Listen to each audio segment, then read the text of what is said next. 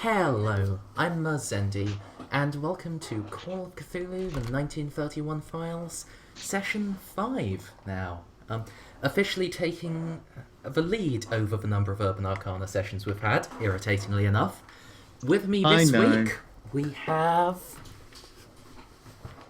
Pets and Winter? Some kind of wizard. And Rob Dab. Okay. Alright. So, who would like to recap what happened last time?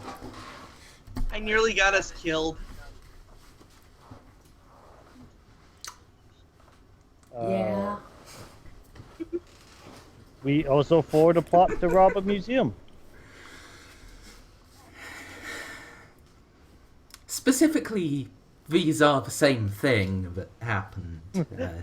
Yes, a museum thievery was foiled. About the time while we were away doing a museum thievery foiling, our houses got shot up by gangs. Thankfully, Caleb talked my way out of getting any kind of blame for that one. But yes, Ethan opened fire on a gangster and got us involved in a daylight gunfight. That was unfortunate. Threw my gun and then we went into initiative. Yeah, well, it's like, hey, move out the way, and like, you move out the way, pulling out a gun on them. I mean, a little bit excessive there. yeah. Nonsense. That was absolutely the reasonable approach to take. And that was pretty much all we actually did. There was a lot of forcing Mercedes to look up Wikipedias to answer questions about shit in a museum.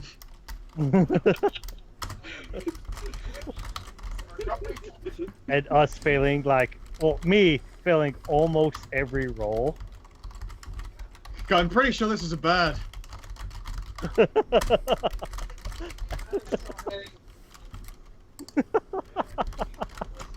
Some sort of fish. This is in gay baby jail. And it's gotten to the point now where I think all of us have backup characters for we will inevitably get killed in a drive-by. Yes, except for Amzal, but Amzal is safe in gay baby jail. Nothing can happen to his character. Nothing bad happens to you in gay baby jail, just the sodomy. Thankfully, my jury duty next week will not interrupt the game. Yeah, because then we can get back to Urban Arcana and hopefully get ahead in sessions over the one that is the fact that this fucking game was made to cover for the odd session where we couldn't all be there in time because we all have busy adult lives just happens to have been like just in a row. Yeah. Yep. The reality is, once we all start being here on a Friday night, which is not always the easiest thing to do because Friday night is when people go out and have lives. Or like me have stupid deadlines all the time, then we'll be able to actually like catch up and continuously do a bunch of Urban Arcana. But you know, that's how it goes.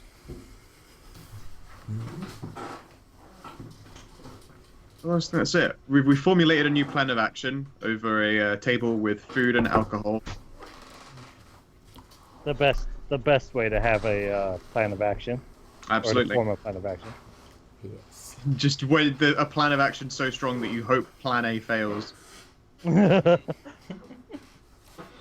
picture. Yep. Oh, did he leak that? No, I'm just thinking of it. Oh, okay. Got We're it. all thinking of it now, though. Yep. Backup plans. Yeah. So, let's jump straight on into it. I think it's safe to assume that, well, I actually think we left off with you all taking a night's rest after getting into a massive gunfight. Sounds about correct to me. So Caleb and Ethan both have healing rolls to make for their night's rest, and Clarence, as, you know, a medical man, could attempt to help them with that. You know, give them more bandages, proper quantity of drugs. That would be appreciated. I'm still missing 2 whole hit points. Mm-hmm. All right. I leave off. That'd be under medicine. Wherever Yes, there. that would be a medicine skill roll for each of them. All right. Or they could decline your medical treatment, get their 1d3 natural, and not have their 1 in 20 risk of healing nothing overnight. And Oh yeah, and I only need 2 hit points, so it's you probably both just only best. need 2. It's just I think it might just be better. Like, you know what? Actually, I think I'm okay. Like, I mean, the bullets have already been taken out. Honestly, I don't want anyone to root around in those wounds. That'd be cool. I've got alcohol. Nature's medicine. That I say unironically.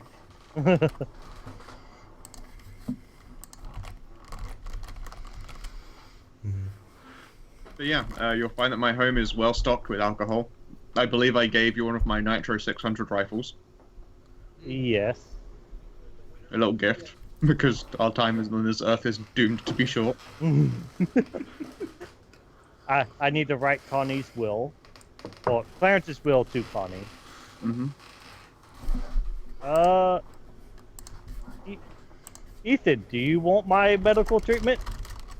I only need 2 hit points too. I'll run the risk. Alright. Okay. Just wanted to be sure. Don't want you boys bleeding out on me. Yeah. there you are, Rob. There's a handout for you. Hey. Now I gotta write this all wordy. I can't wait for mine to be read. It's a good one. Grope on hands. Yes, if you want someone who will just cast a magical healing spell on you, you can go to the Silver Lodge. No, I've already had enough of that. Those guys are weirdos, and I'm fine making them drinks and making chat with their boss, but I don't like the man with the universe in his eyes. That's probably for the best. What's that? Just to share a portion of my eternal soul when I know I'm doomed to die soon? Yeah, I'll pass. Mama raised a good Irish boy.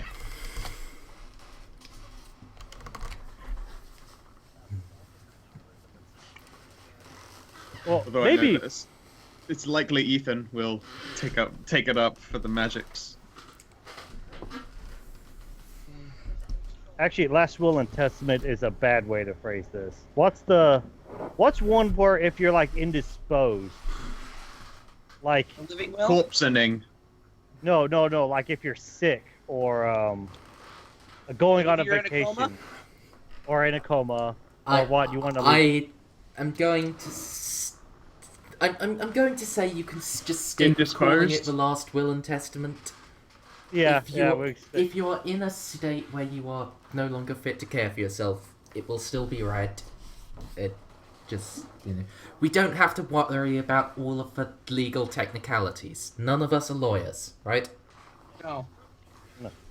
Right, good.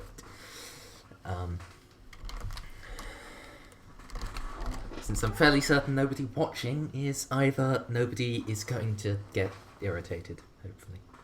yeah. Stray, you're not a lawyer, right?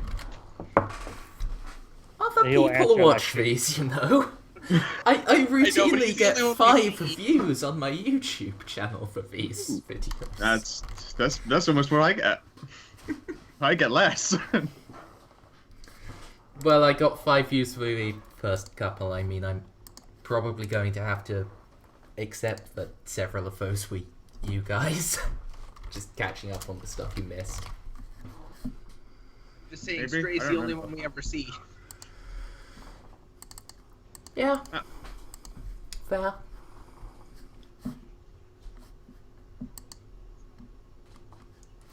Oh hell no. No, I guess he's not a lawyer then.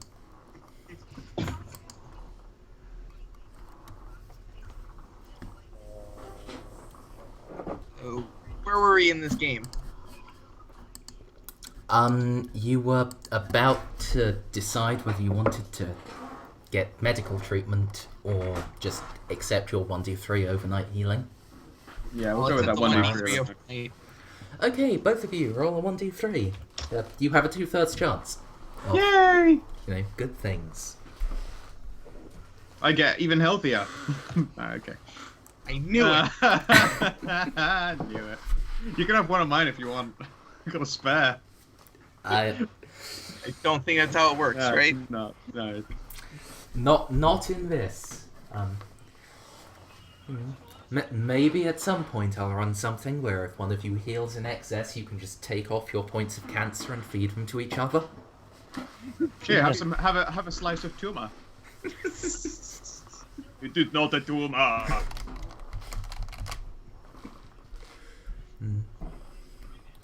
Alright. And yeah, I guess, what time does everyone happen to be in? Is everyone else an early riser? I know that Caleb, when he hasn't been working until like 2 in the morning, is probably up at 7 because he was brought up right. It's just how he was brought up, up early. I imagine Ethan would be up before 9, at the very least. Alright. Yeah, 9 sounds good. Okay, well, at some point then when you wake up, you'll smell bacon and eggs and whiskey. Eggs and bacon. Coffee. Eggs, bacon, whiskey, toast, coffee, and cigarettes. You smell all of those things. Proper 1930s wake up.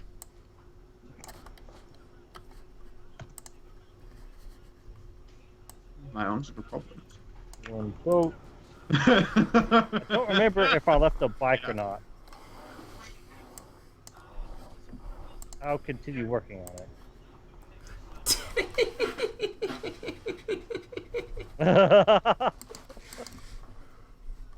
It is shockingly correct. Also mine.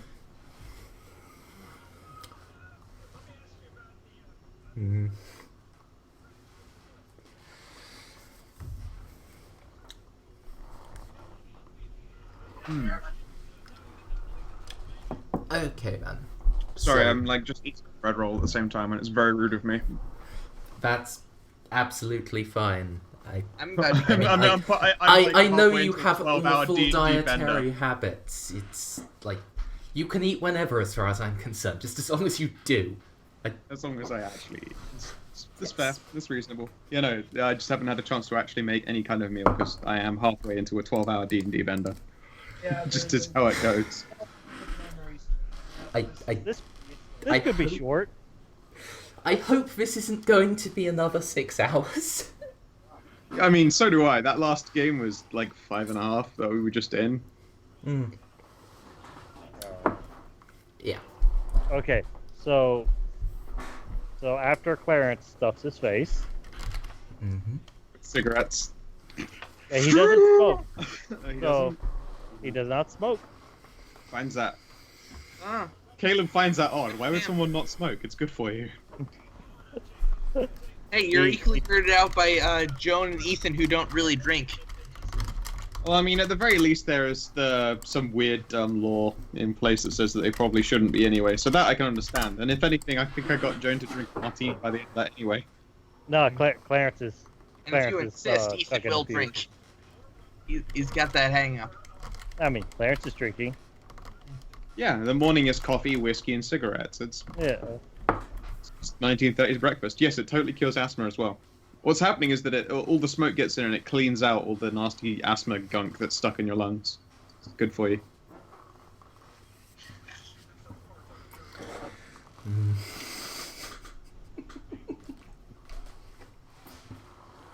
Yes, alright. What did straight foot? The infinite anus. Oh no.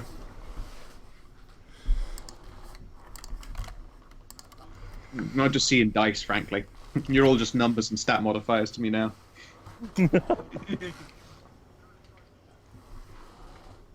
But anyway, yeah, and I tell them all that, this... Alright, so we know we got ourselves a problem. There is a gang of folks, and that gang, at the very least, wants me dead, and probably are not big fans of the rest of you, and definitely are not fans of the Silver Twilight Lodge. There's a museum that has my contact details that I'm gonna have to go and recollect.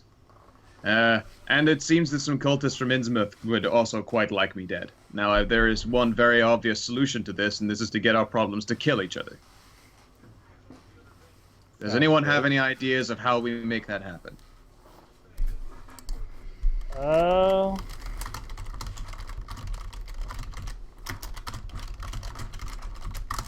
This plan should involve getting rid of the fish people in some way.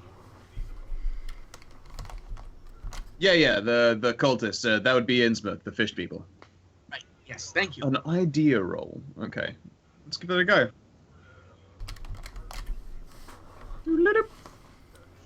Nope. Aha! Yay! Oh, wait. Thank, My thank sheet. goodness my int is so high. Okay. We don't need to break into a museum now. I just need to go in and be like, by the way, there might be gang members who kind of really hate me, and I would like those details to be recollected again. Let's see. Aha! So- I have a success. Clarence and Ethan, if you want to get your problems to kill each other, that's not necessarily a bad idea, but if, say, if you wanted to do anything to change the loyalty of the Mafia, there are two particular individuals within it I would like to bring to your attention, as being basically the only two people who can declare an outright mob war, which is to say, the Don and the Underboss. Now, given that from what you heard on the radio, this is the Rigatelli crime family based out of Boston. The Don, at least, is going to definitely be in Boston. The Underboss will probably also be in Boston, but if they are making inroads into Arkham, maybe here. So... Are we traveling to Boston? How far away would a journey to Boston be? Let me zoop you back across to the main map, and... Oh, I see Boston isn't on the convenient bit of it. No. So we know that it's further than convenient. Well, it not necessarily Okay, we're further in than Arkham. convenient, it's just, it's cut off at the bottom of Lovecraft country.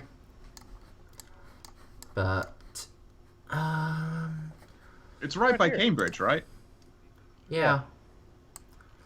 So, it's just that that's a really small map, not the nice big map with individual roads drawn on it. It is a very nice one. I mean, there is just what looks like a train track to Boston right there. Yeah, you could just get the train to Boston, or you could drive. If you get the train, you'll definitely get there today. If you drive, you will probably also get there today, but later. I spoke driving. I think driving is cool, especially, again, fucking bulletproof Buick, very useful. Yeah. Oh, it fixed? I mean, I had a guy fixing it up. It had new bulletproof glass put in it.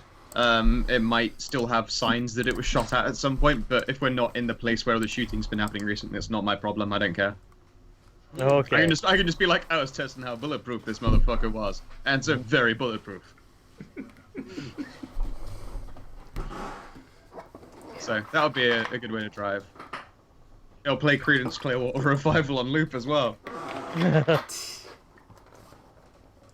I somehow got tapes from the future. Yep. Yeah, then you know they were all the rage in Relier, and then the Cthulhu baby that dropped by also happened to leave his 8-track with me. It's like, you should listen to this, and then just... And then tried to kill me when I set it on fire. Yeah.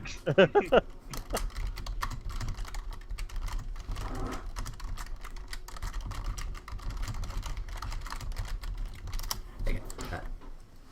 Also, if anyone has an in-character reason to know anything about specific individuals within the Rigatelli crime family, you could make a knowledge roll to get more information about the personalities of the Don and the Underboss.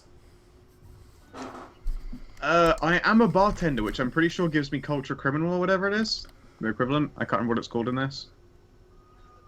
I don't think there is an equivalent in this, unfortunately, but It you were more the one I was thinking of to step up and make the roll. Yeah. I just don't know what value to roll. Your knowledge roll. Okie dokie. Bam. Yes. 21. Okay, so that's pass on half.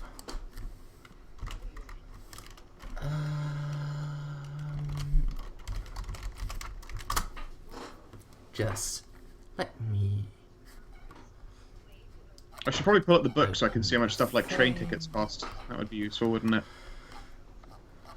La la la la la la It would certainly and also save you. the issue. Yeah, I was gonna say, and certainly save you just looking for fucking everything if I can answer a few of those questions for you. Okay, so, as is quite often the case in a crime family at this time, the underboss is the Don's son. But So he'll share the same surname if I go looking for him. yes, they will both be Rigatellis. Excellent. But the son, Vito Rigatelli, you know to be hot-headed and very stubborn. Once That someone sounds more like points him easy to in- trick. Once someone points him in the direction of something, he's going to go at it until that thing is dead. And he seems to have already been pointed in your direction. So, Say, does anyone have the gold ring of that Innsmouth boss guy that we shot? Do we? It's you who I think it's you who picked it up unless I've got it in my sheet. I don't have it. I know I didn't. You wouldn't have been a part of that encounter. No. I think I might have it then. Okay. I have the ring of that guy. I might be able to use that for a little bit of cheeky bait. Be like, yeah, well, it seems like some of them got in a. In fact, I won't even spoil it. I won't spoil what I'll talk about. Okay. Yeah. Just. I'll try and make it feel fluid and natural. But yeah, I think I've got a yarn that I'll be capable of spinning in order to get the pressure right off my back. And I'm also going to bring him gifts. I have a crate of very dusty, old, fancy alcohol, which might help warm up some spirits, especially since it's probably worth more than he got paid to kill me. yeah. Yeah.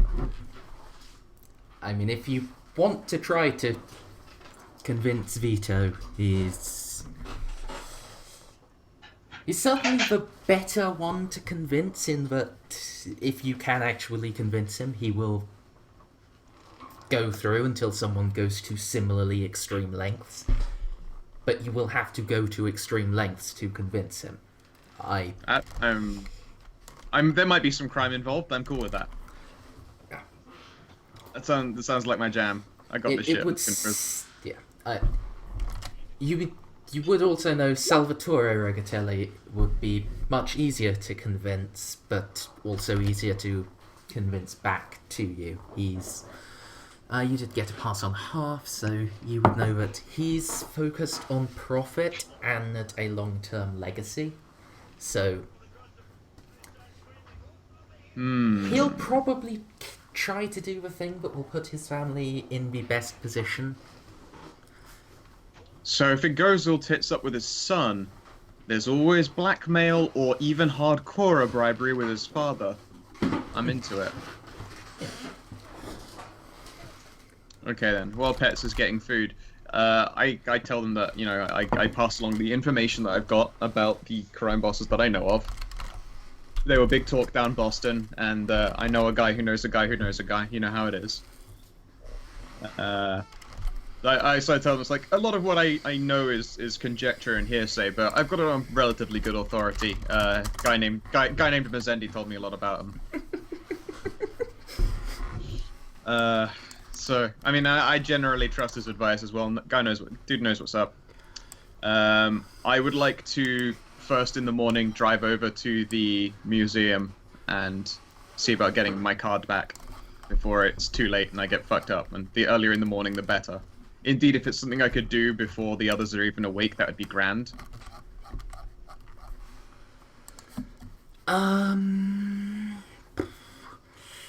Roll luck, please.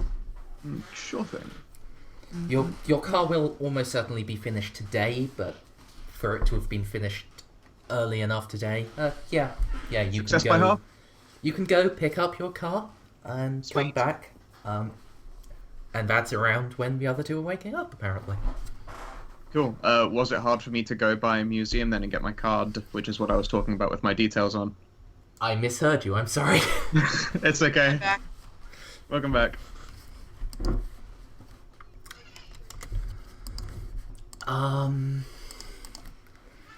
Yeah. You can swing by the museum. The staff there would recognize you, let you in. Someone would say the curator will be happy to see you immediately. Yep. Alright then. I go to the curator and tell him... In fact, I guess I would tell him about the gang that is after all of his stuff and tell him that it's related to Innsmouth and the... I've forgotten where the dig was done. Mesopotamian? Yeah. That was it. Mesopotamian artifacts in particular are what they've got an interest in, because apparently there's a guy who was paying them to take it. I would like to go ahead and deal with that. The only issue is that that would be a very, very hard with the FBI in my way. I tell them that it's a job that I will do from free of charge since I've got a chip on my shoulder over it, but I would like my card and details back. Okay.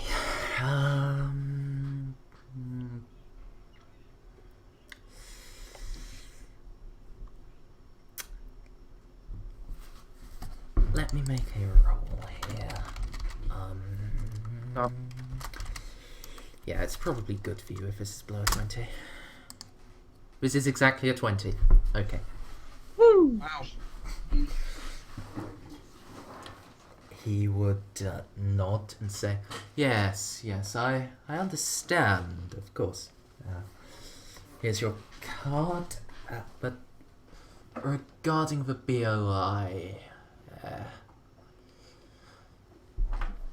after what happened, I've already spoken to someone. I didn't share the fact that you'd met with me because, well...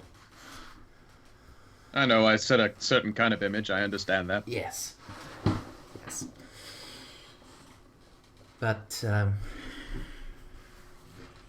I managed to speak to them a bit, apply them for a couple of bits of information. Innsmouth is already under a treasury investigation, so if you're going to head there, you should keep an eye out for federal agents. Well, that is very useful information. Thank you very much. Our first stop isn't going to be Innsmouth so much as it's going to be the gangsters that the Innsmouthians happen to be paying off. Going to see if I can have myself a chat with them and get something a little bit more reasonable sorted out. You know. I would hate to go to war with a gang by myself, but it's hopefully not going to go that way. Not with me around. Not anymore. Yes. Okay. Well, good luck. Of course, and as well, if I hear about anything, you know, any heat coming your way, then I'll be sure to let you know. I'd hate for them to try and knock your place over while we were gone. Thank you. You're appreciated. Oh, by the way, you'll probably be wanting this back. And I hand him back his storeroom key. Thank you. I prove that I'm a man of my goddamn word. This is why I bring Caleb to the job.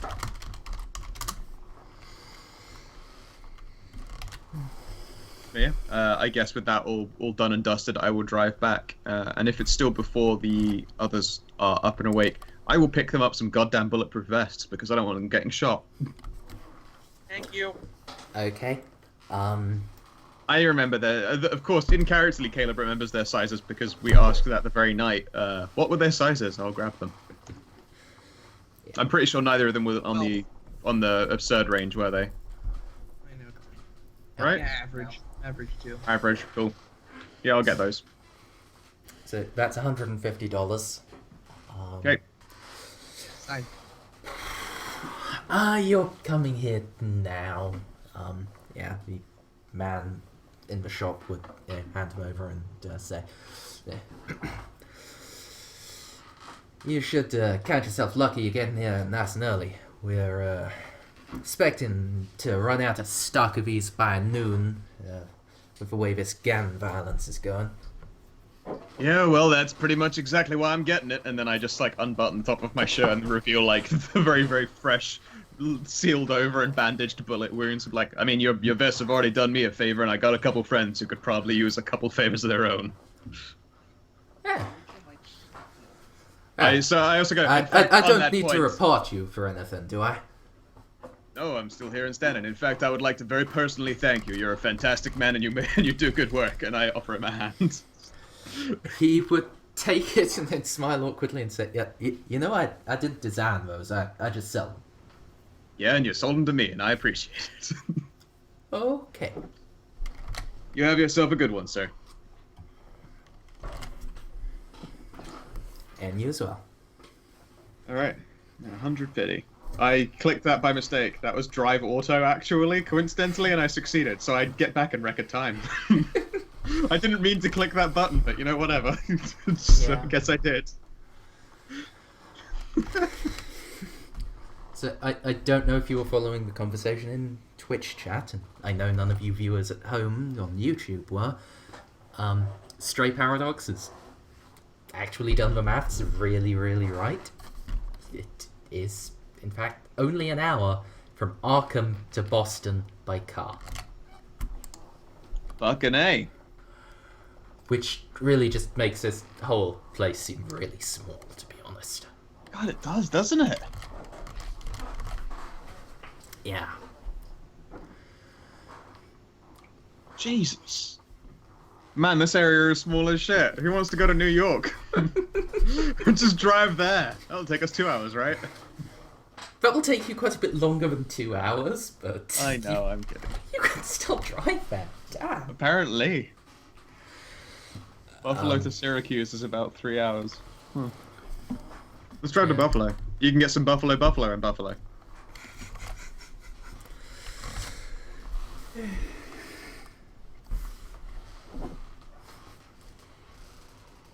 Excellent. Okay, so Caleb turns up with bulletproof vests and with his contact details back and with time to fucking cook breakfast for everyone.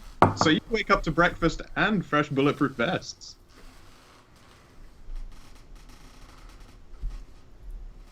Welcome. God, I bet an apple pie is real good. Still, I had my bread. Yes. Your glorious, glorious dry bread. Yeah, I didn't have anything on it. It was good, though. Good. Okay. Yeah, I think that's all of it. And yeah, over breakfast, we'll told them what I know about the crime families. So I know a guy who knows a guy who knows a guy who knows Mazendi.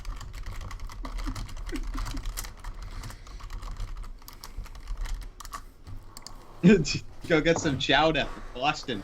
Yellow at a dog, piss in the road. It's in Boston.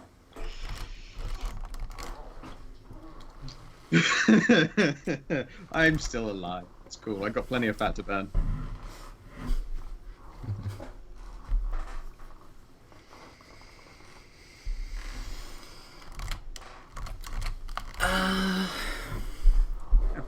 All right then. So, assuming everyone's cool with it, I'll pile everyone in the car and we can. Oh, well, it was 2 cars, right? Clarence wanted to go on his own. Yes. Okie dokie. Okay. Who is Ethan driving with? Caleb. Yep. And all of my bulletproof Caleb, glory. of course, yes. That and there's the fact that I had to add the thing to my character sheet. Just fine. In SF, it's mostly yelling at seagulls and pissing off the pier. Fantastic.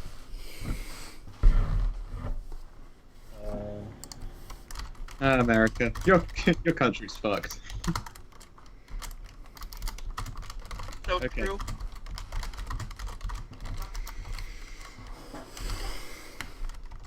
All right then. So I guess what's a 1930s drive to Boston like besides it being an hour in actual time? Bumpy. Yeah. No shacks. There's at this time period, road quality is pretty damn poor. A couple of times you have to slow down to just 2 miles per hour for a horse to walk in front of you for a bit, till there's a convenient point to overtake it.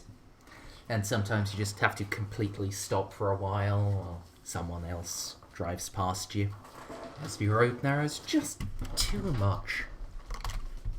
It just sounds like countryside driving in the UK today. Yeah, Also, it's probably not paved. It's absolutely not paved. American roads in 1930s. damn it, Scout, do we actually have to look everything up? Yes. Realism. Yay. Oh yeah. I mean, there are some, but there aren't many. No. One of the largest stretches was inside of a city for a racetrack. And that's in, actually, I think, is that Daytona? Yeah. Anyway. Yep. Hooray! So, yeah, most of America's roads are not paved at that time. Okay, so I mean, there's probably like cushions for everyone's chairs just to like sit on because it's an hour drive, and apparently everyone would know that it's like that's going to be kind of a miserable hour's journey though. So here you go, and then everyone has extra padding to sit on for that. And it's 1930 shocks as well, so. Oh yeah, as in 1930s. Ow, that's shocking. Yes. That's cool. And also very carefully padded up then, in that case, is a crate of dusty old bottles of alcohol. Half brandy, half whiskey.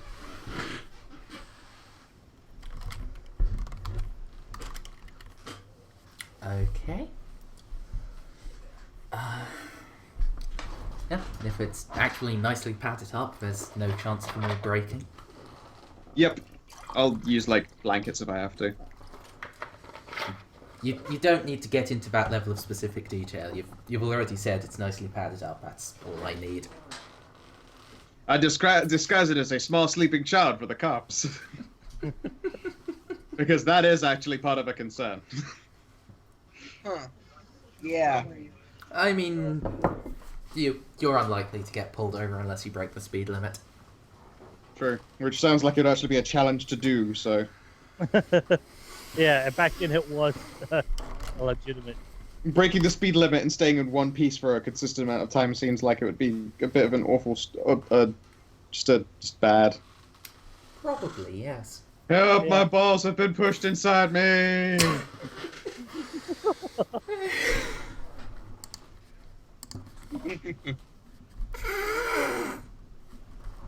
Alright. And so eventually we arrive. In Boston. As we You lost probably probably did. Yeah, she thought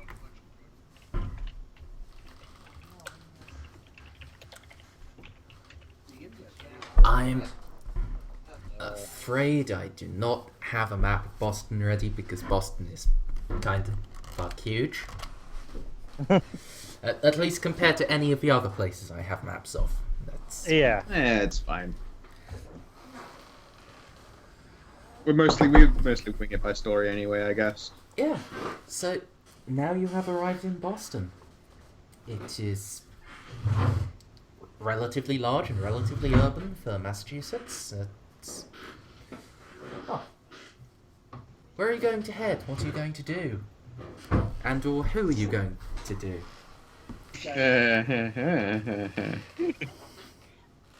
So, I mean, first we have to find ourselves And underboss? an underboss, yes. I'm just trying to think of a really good place to actually start. The reality is they probably have a very, very nice, big, expensive house if they're a very successful crime factory. But factory family. I mean, a crime family is a crime factory at the same time. Perhaps a butcher's. A butcher's. I will suggest here that this is the 1930s. You should be thinking like Al Capone rather than Godfather. Of course, yeah. They don't have the level of legitimacy yet. They don't have legitimacy, but they happen to have like the big they happen to have like their big family home. They're like, yeah, no, this is all legitimate right here. No tax dodging going on over here. No crimes. No crimes here. This is owned by my mother, and she's a saint. So I mean, there's going directly to the source, or there is try and find ourselves a speakeasy nearby and make our way in through there. Well, Now, I asked why Clarence would suggest a butcher's. they're Italian, right?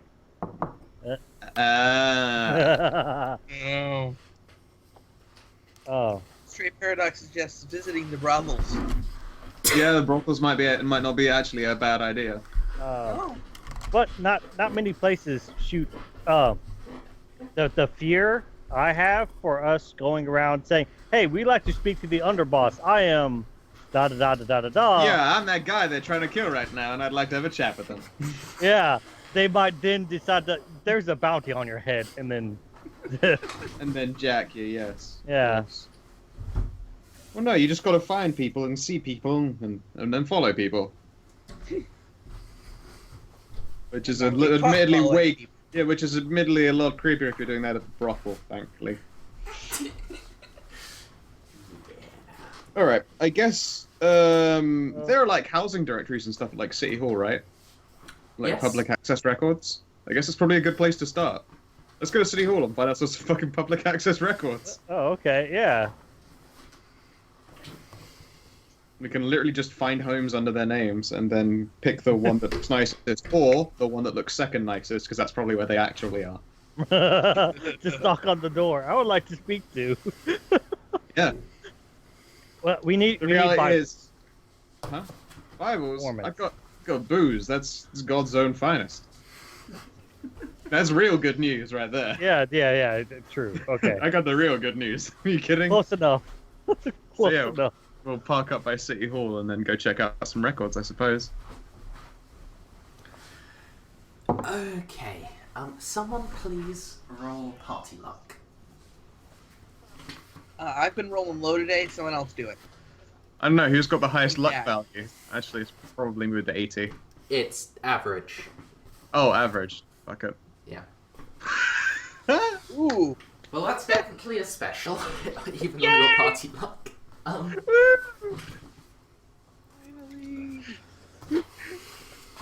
That's why you bring Caleb Drac. Right.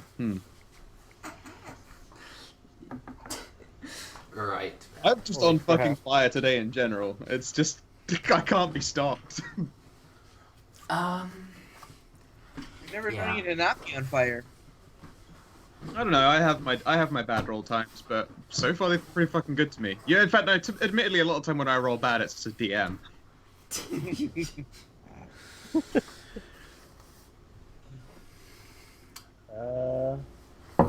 That reminds me, I should be making certain rolls, shouldn't I, Scout? Yes. Not yet. All right, we're all okay. Also, Stray has popped in some interesting information about the state of crime families in the Mafia. This time period would have been after the Atlantic City Conference, so there would be quite an air of legitimacy about the Mafia. And, quote, the crime leaders at the conference discussed the violent bootleg wars in New York and Chicago and how to avoid them in the future. Diversification and investment into legal liquor ventures, expansion of illegal operations to offset profit loss from the probable repeal of prohibition, and reorganization and consolidation of the underworld into a national crime syndicate. So it would be approaching, it was a major change in the structure of the mob and created one of the most efficient and hard to pin down crime groups in the world. Wow. So apparently trying to find their big rich townhouse in Boston is a fucking solid ass move because they'll be there going, yeah, we're enjoying the fruits of our labors, see? It tastes like chowder, see? Yeah, Right, see? Anyway, yeah, when you get to City Hall, it's a little bit busy. You can more or less just slip into a crowd. You aren't just 3 people heading into an almost deserted place. There's plenty of people around, lots of bustling noise, and you are more or less just waved through after you are.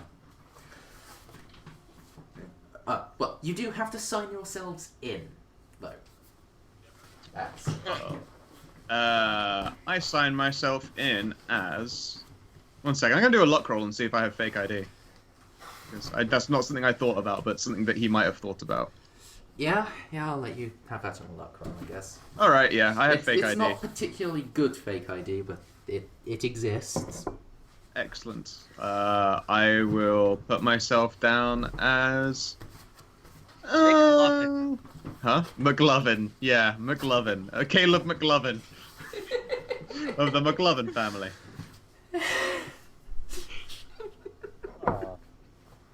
Wait, are they like asking to see ID, or is it just a book that says sign in? It's just the signing in book, but I want to make Yeah. sure that I've actually got ID for the name that I write down in case they go, hey, who are you? And I'll be like, I'm Jackson Pollock. And what does your ID say? Caleb McGinnis.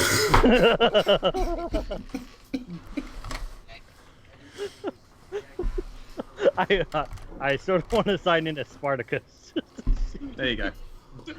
Right, I just said that name at random, and I decided that's what it is. Okay. Is Clarence signing himself in as Spartacus? That would be quite great. Yes. What? Spartacus. What's a good Irish name? McDonald. Yeah.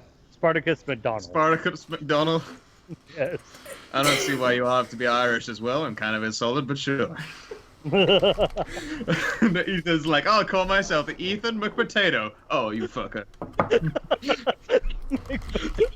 I'm trying to think of good ones. I'm tempted to sign myself in as Renoir Monet. I love it. I love it.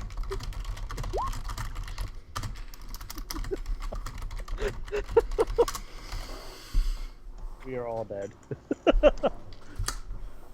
I mean, you particularly, Spartacus. And What? Monsieur Monet.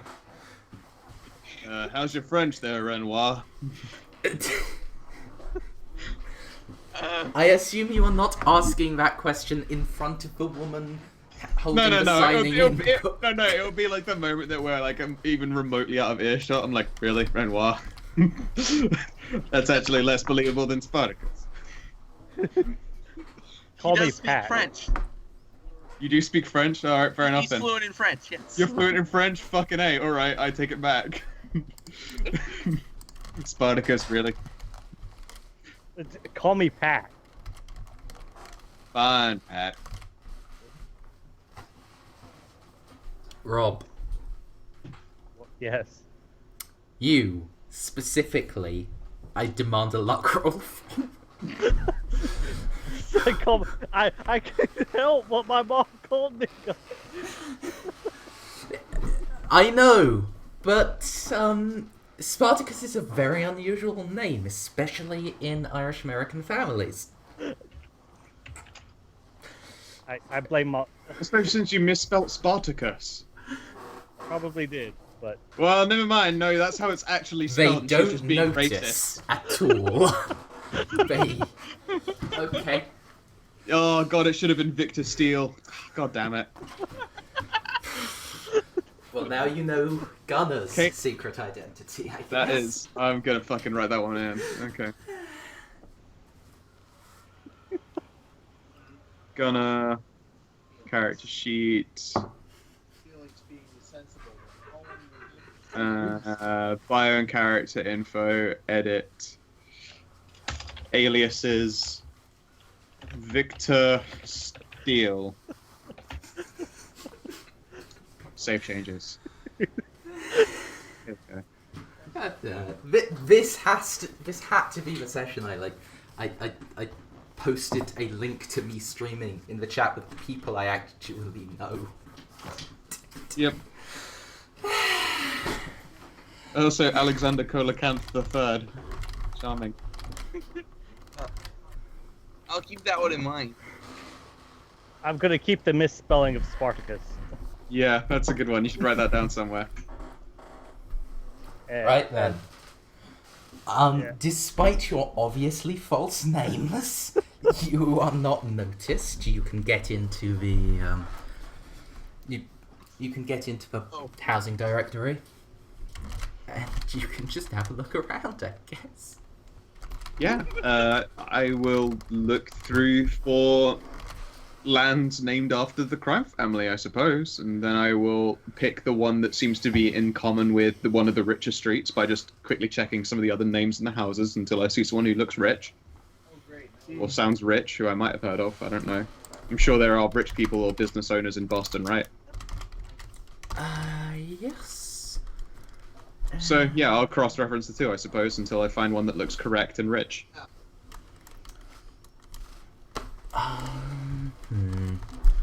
Let's...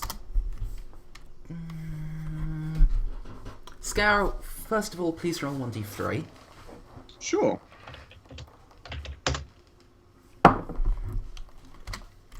Probably not good. No, it is actually good. That could have been a 10 on the list of sites you need to go and check out. Oh, That was a D4, D6, or D10. Ah. So, you can narrow it down to 4 possible locations at, nice big homes from the plans that you can get access to that are owned by the Rigatelli family and are actually in upper middle class to outright upper class districts. Sweet. Okay then. I will take a note of all those and probably give the other two, just scribble that out on paper for him as well. Like, all right, it's gonna be one of these four, hopefully.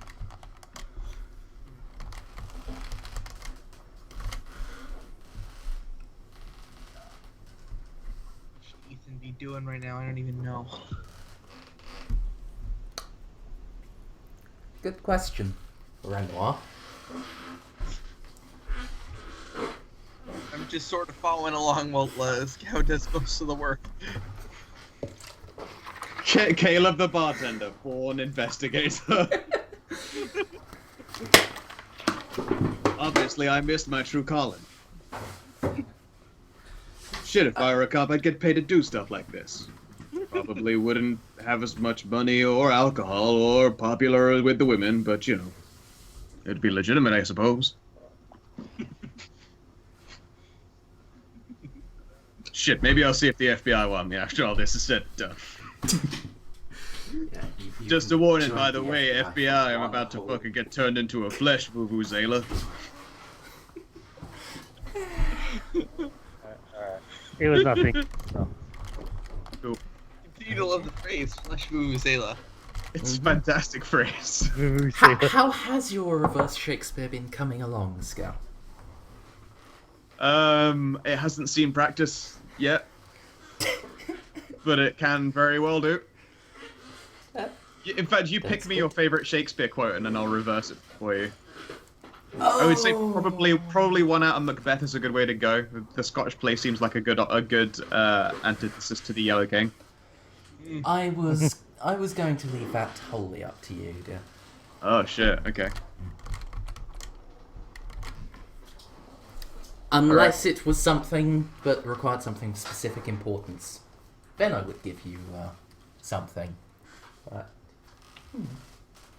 Oh god, this is a fucking good one. In fact, the very, very first one in here, which is the way to dusty death. Out, brief candle. Life's but a walking shadow. Or poor player that struts and frets his hour upon the stage, and then is heard no more. It is a tale told by an idiot, full of sound and fury, signifying nothing. Holy crap! That couldn't be more appropriate. Let's bookmark that one for later. There we go.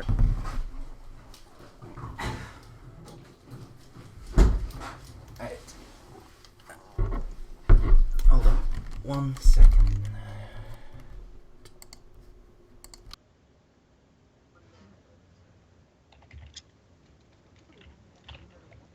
They call me Barkeep. Right, so, pets, have you come up with anything for Ethan to be doing, or is Ethan just being obedient Ethan's and just following following along with Caleb. I have mooks. Zendi, don't distract my mooks. Wait, what? Wait, we could go hunt for things like chowder.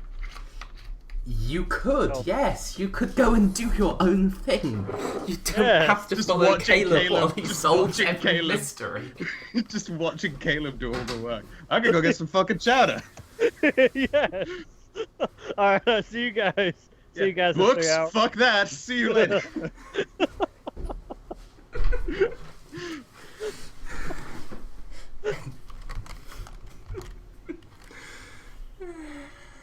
Oh, good.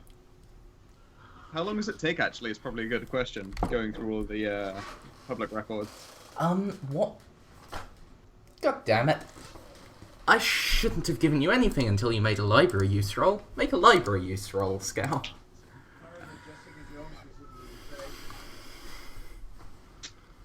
Not my jam. Hey, does Ethan have library use? Because using you to pick out books for me would be real useful. Yes, he does. You can do that, please. I definitely will. Find me some books so that then my incredible role isn't delegitimized. Thank you. Okay. I found you books. Woo.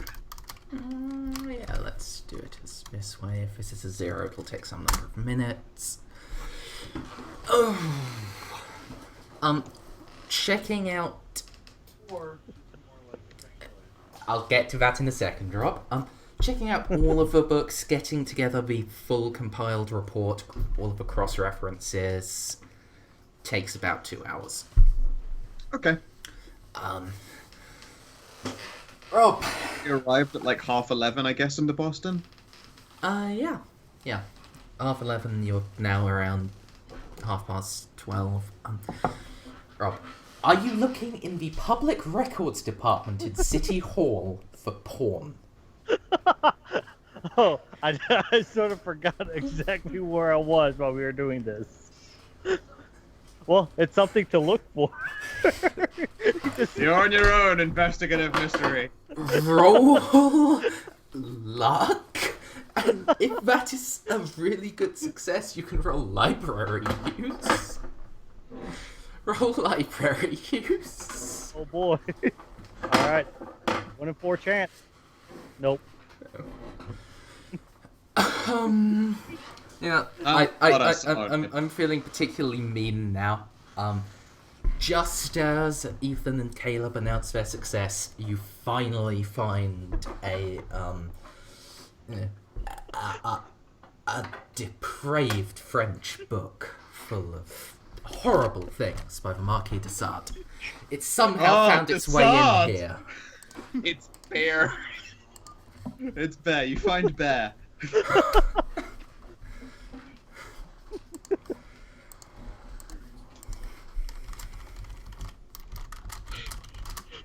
Oh God. What have I found? You have found 120 Days of Sodom. That is what you have found. Okay. Well played. It was published in 1904. Well, I shit. can't. I don't think I Renoir, can you ever just take that seen out. this shit? Can't say that I have. Well, is that allowed to be? It's the records. So I assume I just sort of I don't slip that back.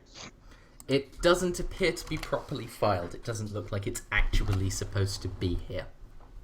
Well, in that case, I'm just gonna. Oh Jesus. Yep. just sort of disappears now. We're some 1930s finest perverts. You've got a book by Marquis de Sade, and I like to wear a dress.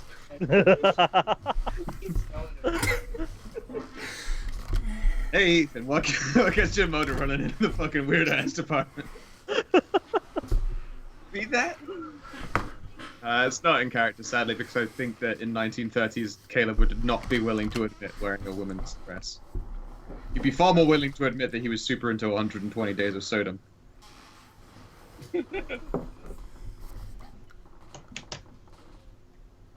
I wonder if this could, in theory, cause an Eldritch Abomination to have to do a sands check. Well, you just start You reading. could try reading Just books start aloud reading at at it. It just monsters. goes, oh That's- god. It just stops and just goes, you some sick motherfuckers, and turn around and walk away. Sex without pain is like food without taste. I'm people feel that going way. I'm going to run over the three options, but if you read a book of erotica at a Cthulhian beast, will happen. Option 1. It ignores you and kills you anyway. Option yeah. 2. It gets really freaked out and runs away. Option 3. It reenacts 40 it. tentacles fun times. Well, I think Clarence is just going to continue shooting at them to be sure. Just, and then if it if it starts screaming in pain, I might just read it to it as a some form of torture. Option Y to the power of 4. Hasta, hasta, hasta. Anyway, let's continue. Clarence has I feel like it's bad luck to even type Hasta out during this game. Might be.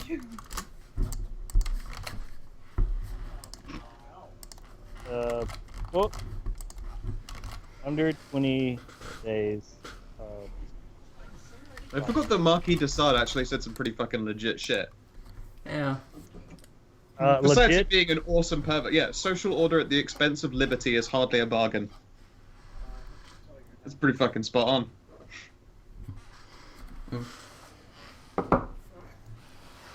Yeah, that's pretty. Yeah.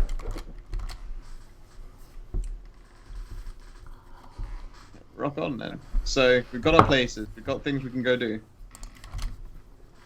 You have your book to read in the car.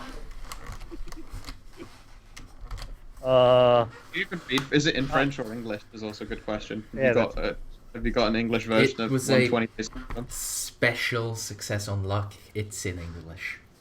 Fucking A. Well, Well done. Clarence is driving, so he can't really drive and read at the same time. I tell him that it's lunchtime, so let's go get some chowder before we continue. You don't want to go gang hunting on an empty stomach.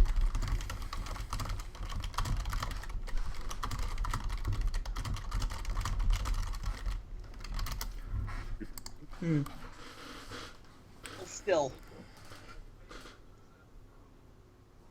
That is to stray.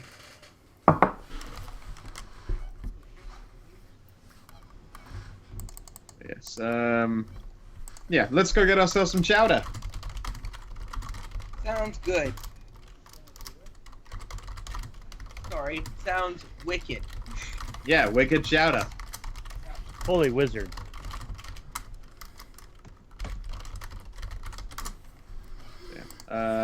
Is there a particularly good, nice place? Since I mean, we're all respectively well off in money, folks. We could probably get ourselves a real nice lunch. Really try and up the quality of ourselves as we go around. Yes, there are plenty of really nice places to eat in Boston. Some of them are even not owned by the Rigatelli crime family. Quite a few of them are. If you would like to specifically avoid one, please let me know. If you would like specifically to go to one, also, please let me know. Nicest one the Rigatelli's own. Just Are you roll a luck sure? check. Well, I mean, I don't know if they would expect one guy that they kind of want dead in Arkham to just be eating in a really expensive restaurant in the middle of Boston. I'm going to assume that I'm pretty much safe to do so, and also might be able to hear Okay. useful things. So, yeah. I'm going to suggest you roll idea. Ah, May I roll idea as well? If Caleb suggests that you might want to go there, then yes. If Caleb's just getting in the car, leading you, no. I would say it. Okay. I've kept them included in all my plans so far. Why stop now? Yeah. Oh, well, if Right. How much of a terrible idea is it, Ethan? And I don't- Clarence. I'm not going to tell you, but it's necessarily a terrible idea right here. If you want to speak to the Verocatelli hierarchy, going and meeting them over lunch is a very good idea. It's just that this is proper lunchtime. This is quite possibly where they are just going to be about now. If you want to meet them separately, this is probably a bad idea. If you want to meet the entire hierarchy in a place filled with their soldiers and made men, one of whom, I will hasten to remind you, killed 2 of you, almost, last time. oh, so That's they something recognize you us. could Oh do. fuck! Oh fuck! I'm willing to lie my way through this. Wait. Is in one of the made men? Is in literally is one of the guys that is someone who got away, or are they all? Just you talk about like the stat block wise. Yeah, stat block wise, the guy with the shady hat was one of the made men.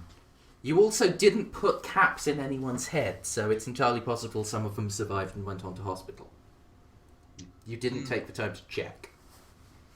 That's true. Fine. We just sort of stripped them bare. And Although I think that would be incredibly just walk in like fucking Dark Knight Joker and be like, I can get you the solution to your problems. Just in You front of the whole crime can do family. that. I'm leaving you the option.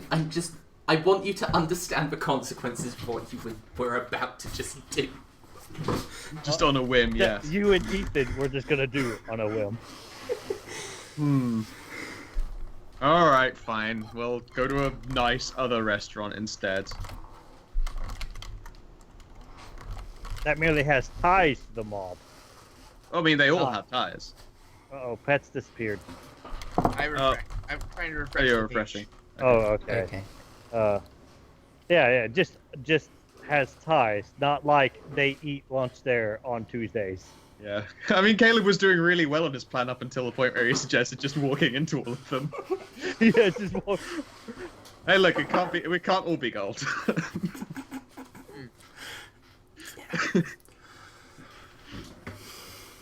Alright then. How much does it cost to get a fucking wonderful meal in Boston?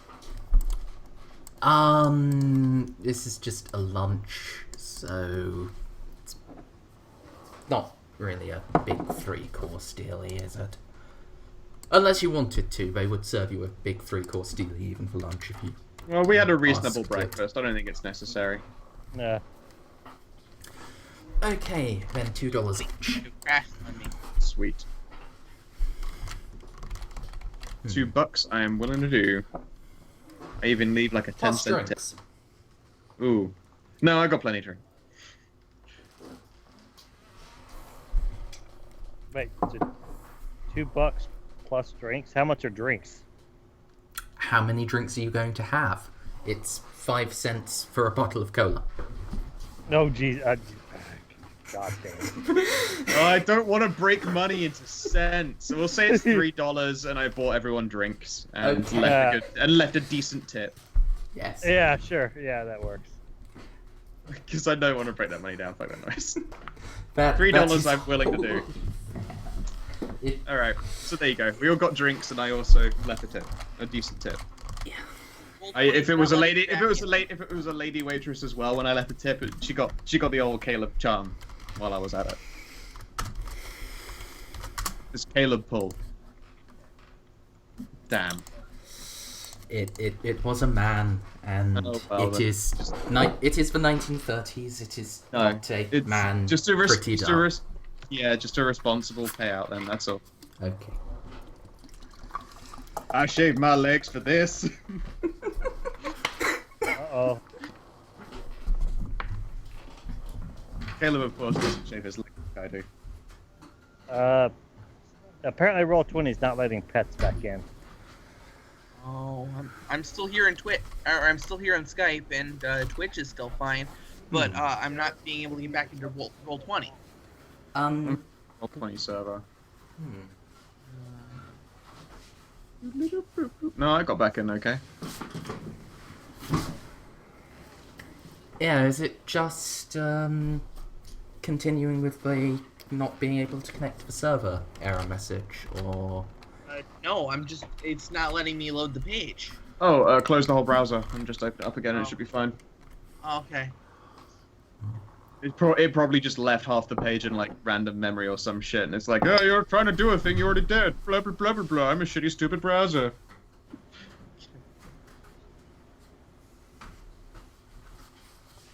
Oh, okay, there we go. Yeah, there we go. In order to know virtue, we must first acquaint ourselves with vice. It's more Marquis de Sade there for you. Thank you. Yeah, he says that, and then he also shoves ash-covered poop in children's mouths.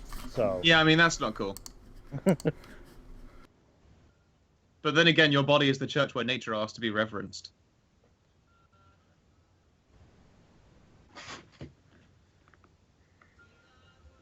Damn it, Desade, if it weren't for all the scatological porn, you'd have been a cool bro. so much scatological porn. So much. Jesus Christ, Twitch. And other, even worse stuff. 1930 stigma is really cramping Caleb's style, yeah.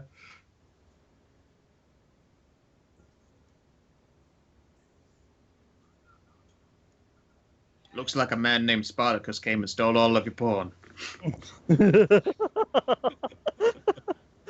I'm pretty sure it was molten something. Or filthiest porn, I might add.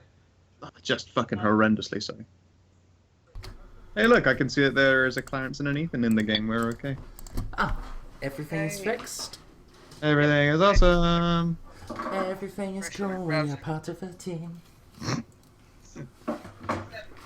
Sorry, I can't not. I know. It needs Don't following worry, up. neither It's can I. fine. You just beat me to it. And the fucking quotes. I've just got a list of fucking quotes. And if I were a naughty little boy, the idea is to spank me into good behavior. I know that it's meant to be a scathing rhetoric about how spanking people to educate them is a stupid thing for punishing parents, but also just comes across when it comes from Marquis de Sade as he's just a kinky little boy. Yeah. It's he obviously asks it with the inflection as opposed to a question mark. Right, Ben. So, you'll have your lunches around 1:15. You've been served. You've had your drinks. You're ready to leave. You have some places to investigate. You also have an entire city to explore if you want to. Plenty of nice whores if you're interested. And Boston Caleb's has a got a chick. gigantic waterfront, so. Love Which means it's got an incredibly huge whore front, I know. What Baby, condoms are just for travellers and sailors. Not anymore. They should, the dirty bastards, going from port to port.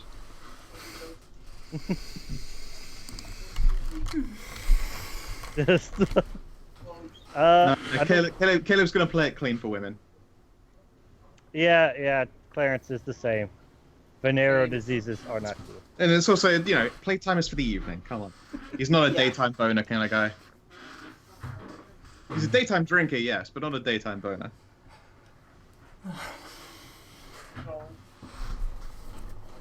Same with Ethan. So I guess it's time we went to go find ourselves some rice-a-ronies. Rice. I think you mean lasagnas. Some ricottas, right? It's the ricotta Yeah, family. yeah, the ricotta family.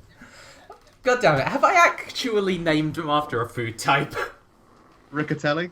I can't remember. It sounds sounds like it, but eerily that might familiar. actually just be being racist. It's more Rob spelling it Ricatelli. Yes, yeah. Riccatelli's got an H in it. I think. I No. thought it was two C's. No, it hasn't got an H in actually it. a It's type of Ricatelli. pasta, apparently. Oh dear. That's rigatoni. I mean, I've got a picture here, but which is quite clearly a pasta. It is labelled rigatoni. Oh, great. No, that's gnocchi. Yikes. Ben, the Rigatel. internet is lying to me, Scout. Oh, that's Rigga with a G. I thought it was Ricka, though, is the one we're after. No, and no. Riccatelli is a family. Oh yes. Oh my god, is it Riggatelli with a G? Yes. Shit, yeah, we're off delicious gnocchi.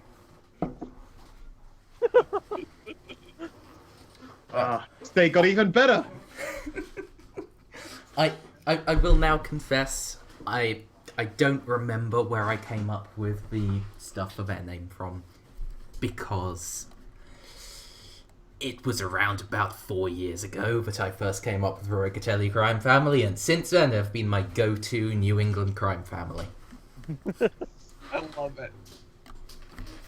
That It's sounds funny Yeah. now that we know it's a pasta. Oh, It's thank you, it's even Trey. better now that it is definitely a type of pasta. Yeah. Yes. Now you may make all of your food puns. Oh, No, I Not don't need to that make food anything puns. was going to stop you anyway. No, why would I do that? But back in action then, we're gonna go find ourselves the ricottas. Step 1, house 1. We'll start with the cheapest and work our way up to the richest looking. Roll. Roll 20 GM roll is /GR, right? I believe so. Do a test roll before you try it again. Okay, yes. Yes, it is /GR. How far back are you? That's when I saw that message come in. Now you know how far back you are. Stray asked in the chat, man, how far back am I? And now he'll know when it comes up.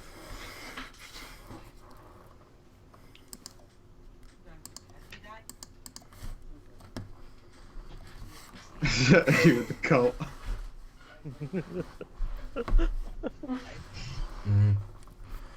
Pocket sand. Fucking pocket sand. Okay. I cannot wait for Keener and D. I have a character who's basically just Pocket Sand, the character, and she's an adorable trap dog. Aww. Seriously, Are, rolled are you able to tell us when that's due to start again? whenever Kinana finishes all of the stat blocks. I think almost done, and then it will be on like a Tuesday or a Monday or something. Okay. I don't know. I have no confirmed date. It'll be done when it's ready. TM. Yes. It's just if it was a confirmed thing, it's starting in 2 weeks. I want to make sure I am, not As soon as I know, I'll- watching something else.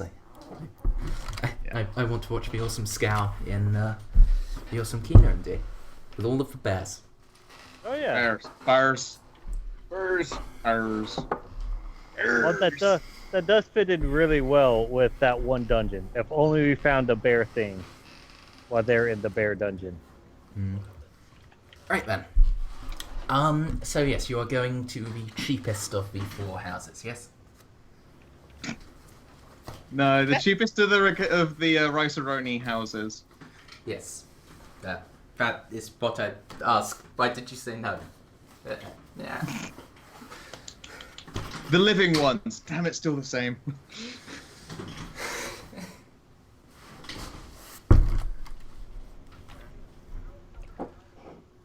So yeah, you get to the house. It is on the far western side of Boston. Not quite on the waterfront itself. It's just a couple of streets back from that, but still, it seems to be where the lower class areas of the waterfront just abruptly switches to a pretty high class area. All right, this seems like a good start. Let's go see some houses. There are a couple of large, expensive-looking black cars parked outside.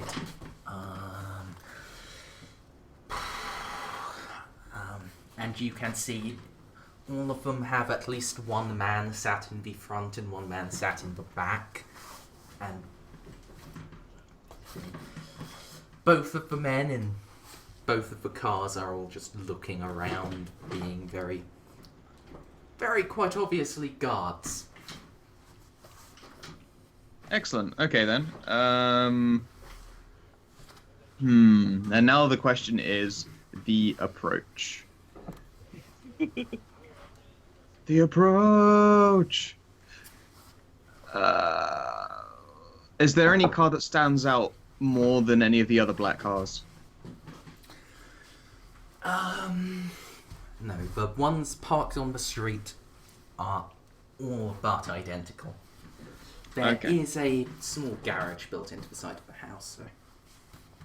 Excellent. What did you say the underboss kid's name is? Vito Rigatelli, the Don is Salvatore.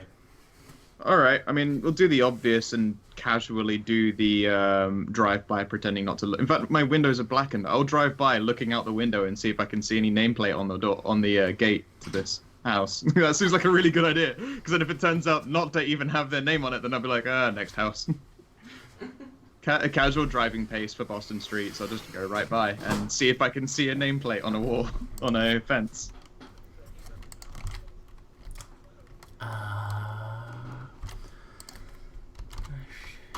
This one. Clarence is just following you, so he's looking straight ahead. They would just see two cars pass. And yes, as you drive past, well, actually, how fast are you driving? I would say casual, like Boston Street pace, maybe mildly slower. Like as in, I want to be within the speed limit, obviously. But you're not So going so fucking low riding. fast so as to just immediately obvious, right? Yeah, I don't want to be going so slow that it looks like I'm fucking casing the joint. I don't want to be going so fast that I miss every detail and look really weird. Basically, I just want to drive by normally. Okay. Like, if I looked out my window right now and saw a car driving by, because, it's a street and the car's probably got places to go, I don't want to think that fucker is watching me. Well, to be fair, at least as far as I'm aware, maybe you are, but as far as I'm aware, you are not in the second in command of one of the most influential crime families in your region. No. At least top 5. I wish. Your level of paranoia may not be appropriate here, Scout. Touche.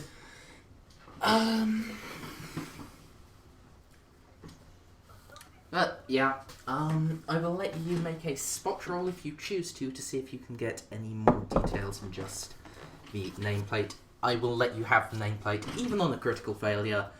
I'll just let you have that. All right. I ask if Ethan can, do get his eyes on the scene as we go by. Fucking hell! Yeah, Wow. We're up. Wow. Okay. Ow. So you drive past. You both do notice the nameplate immediately, and it does say Rigatelli Estate.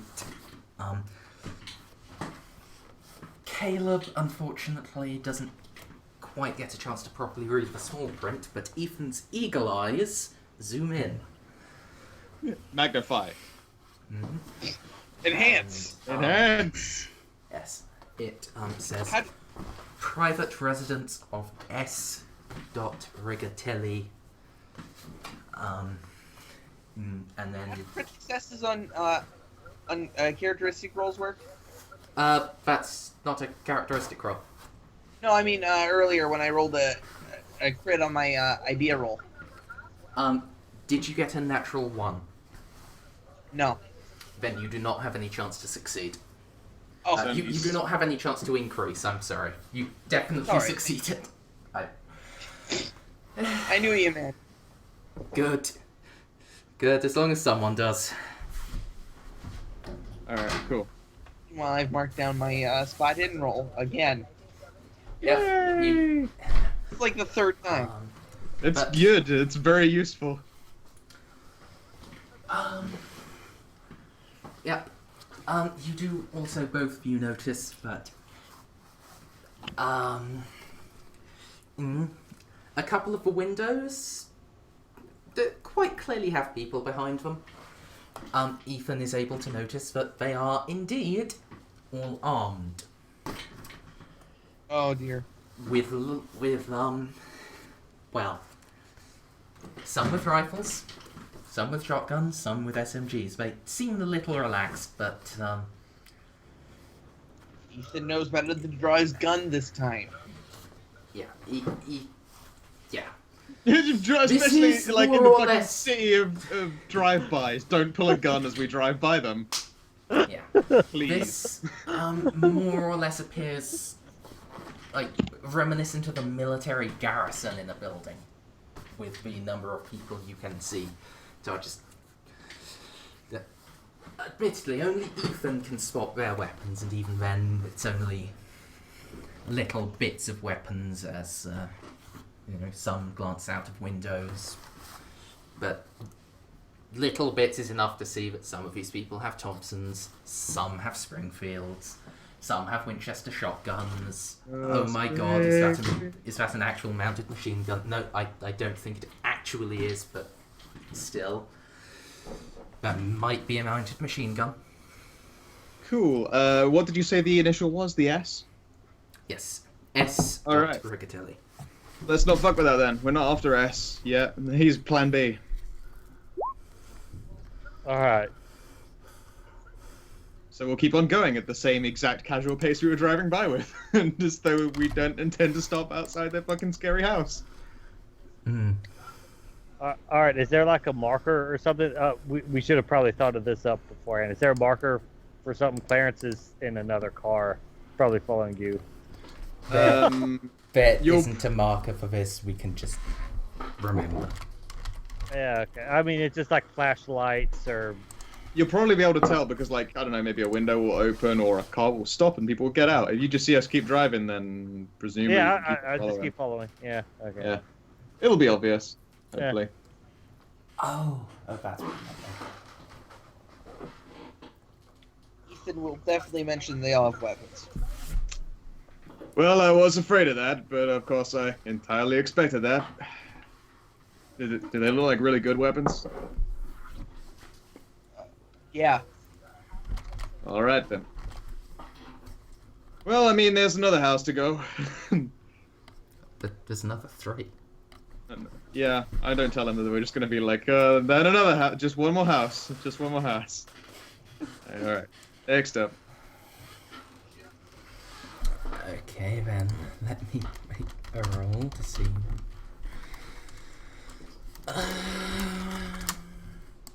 Oh wow. You guys are getting lucky on these hit rolls. Are you doing the classic D4 of fate? No. Or is it a GM D4 of fate? No, it is, okay, I'll roll to see which houses each of them are in. Okay, but the one they really should speak to, I'll just roll D4, first one.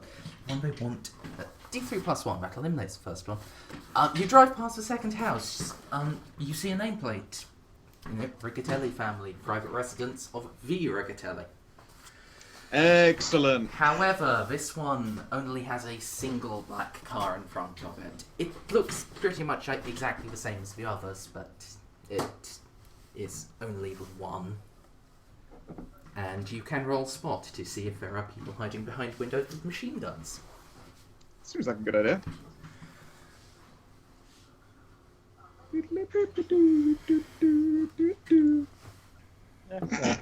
Critical success! Whoa. First. Trying to tick that bitch. What was the roll for? Spot hidden.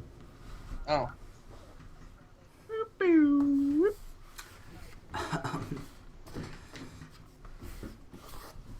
Yep. That sounds about right. Basically, between the two of you that have your passes, and actually mostly just Caleb because he got a nat 1 here, it doesn't look like Vito's here. Not only is there only one car as external security, there don't appear to be that many There doesn't really appear to be any number of people behind the windows with internal security. It's like, as you look past, one person in a suit glances out of a window, and the only other outline you can see looks like a maid. Okay then, I've got myself a sneaking suspicion that the place with all of the cars and people in it is actually going to be where they both are right now.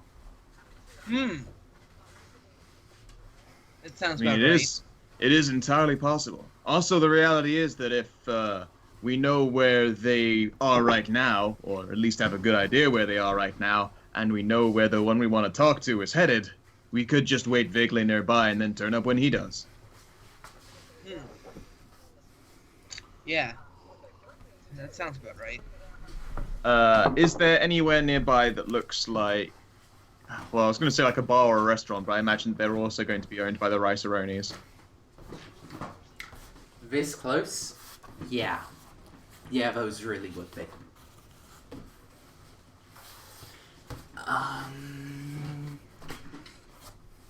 What else Yes, would you sounds possibly good, look reasonable. for? Places to wait by. Is there anything that looks like just... God damn it. Is there a brothel nearby? A nice fancy high-class brothel to go wait in?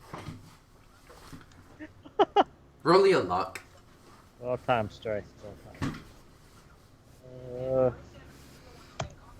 Of course there. There is, but that is also probably owned by the Regatellis. I mean, look, if you're trying to get somewhere where you can observe the underboss's private residence, There isn't going to be a place. it's going to be owned by the family. Well, I mean, we there could just risk going in It's one. I certainly a thought. brothel. There are certainly restaurants. Probably not a speakeasy, but there may well be.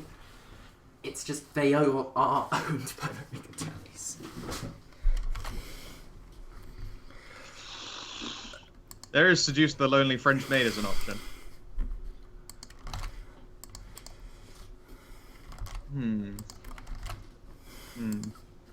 Alright. So go. Oh, it's a tough call. It's a very tough call. Where is best to go? What is best in life? Probably avoiding weaponry.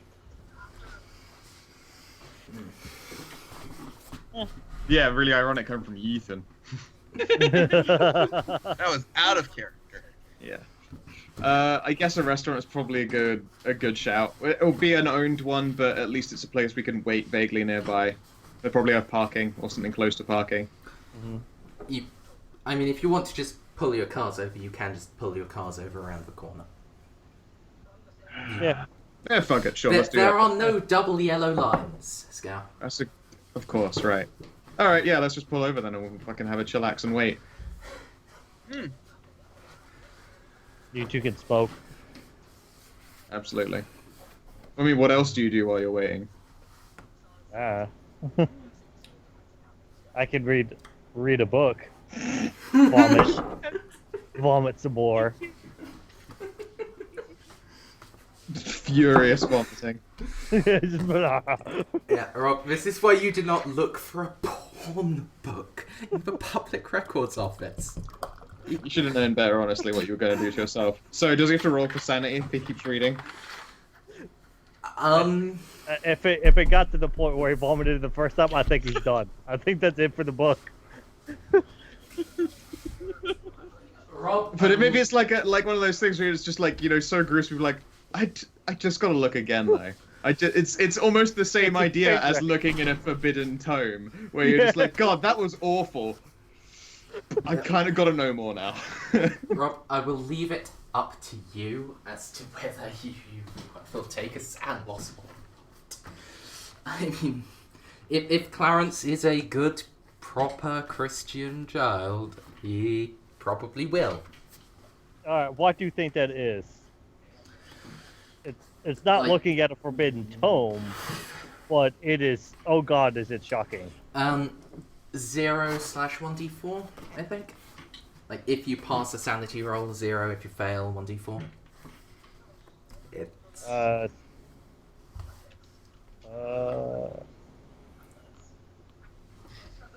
Yeah. So it's weird, but you are not scarred for the remainder of your natural life by the book. Barely. Barely. Barely. It was a close thing. Oh, It's pretty salacious. Oh. It's also kind of bodacious.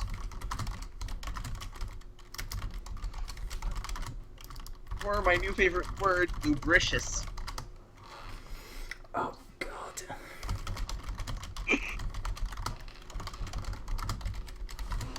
okay. So throwing that book back into my car, we will continue to wait.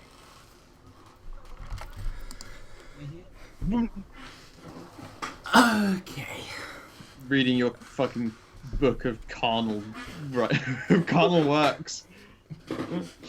Right in the middle of the road, and then almost vomiting. Okay, I'm done. Oh god, geez. It's licentious. Right, then. So, is Clarence, Oblivious. doing the indecent? Huh? Or is he putting the book away? And never thinking about it again?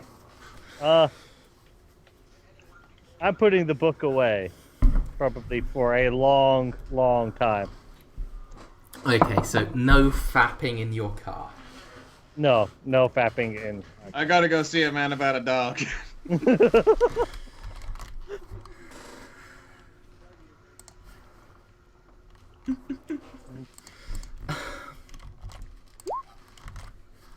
Right, then. Then yeah. About 3/4 of an hour later, you're now coming up on 2:30. No, let's go with 2:45 rather than 2:30. A couple of black cars would drive up to the underboss's house, one of which is a deeper shade of black than the other. It's slightly unclear how this is, but it... Better. I guess one of them is a sort of bluish black and the other is more like starless night black. Ah. Yeah, And the that, car I'm currently that driving other full of- one also has tinted windows similar to Caleb's car. I approve, obviously. Are they, in fact, since considering they're the nicest, the second nicest, would they be driving Buicks? Yes. I'm starting to wonder now, all have I got a coincidentally identical Buick? All of these cars that have been parked outside these houses have been Buicks. Are we down? I No Mercedes. didn't realize I'm driving in a fucking stealth car. I just look like I'm parked in a mobster car. It's a fucking black, screen-blacked, bulletproof Buick. We probably got our cars from the same guy, and I never realized. Probably not from the same guy, but certainly from a cousin of the same guy. A cousin who knows a cousin. Mm-hmm.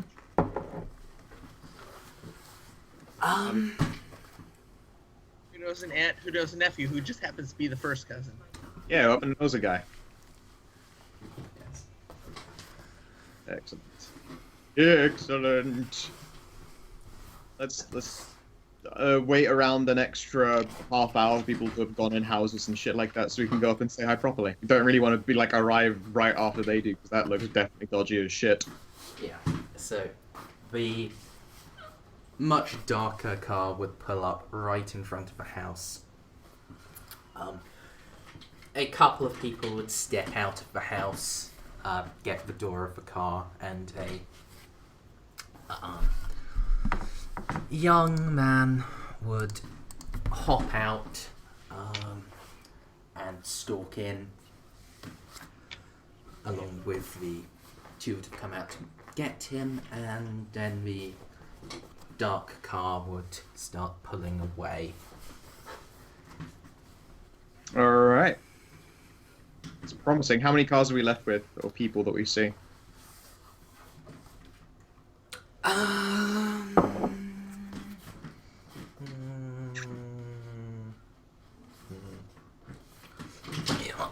way to resolve it is a 1d2. Yay! Flip. And yeah, there are 2 mafia cars still parked outside the house. Okay, cool. Alright then, yeah, we'll wait our half hour, finish off another smoke, and then head on over with a crate in arms. I will leave old Mr. Thompson and just keep the pistol instead. No shoulder holster underneath my jacket. As much as I'd like to take, as much as I'd love to take my, oh sorry, it's not a Tommy, it's whatever it is, Springfield, I guess. I forget the fucking name of the other type of SMG. Well, Schmeisser. Yeah. I leave Schmeisser alone and take just my Colt. you know what? Clarence is going in. He probably will have to go in completely unarmed. Ethan I will could take give his you gun, like but he a promises pocket. himself not to pull it out unless they shoot first. No. Because they will search you and then they'll find a weapon and then they'll get pissed. No, because everyone carries a weapon. You don't walk to a fucking mobster. They'd be weird if they'd like you turn up with fucking nothing. That's weird. I'm just that bad. Just be that bad. Sly Morbo. Just. I will warn you that different rules may apply at the eve of a mob war. That's a good. Yeah. Yeah, that is. Yeah, I am. I guess I will then. I'll reluctantly leave behind my sweet baby. Yeah. You sit there, girl. Mm.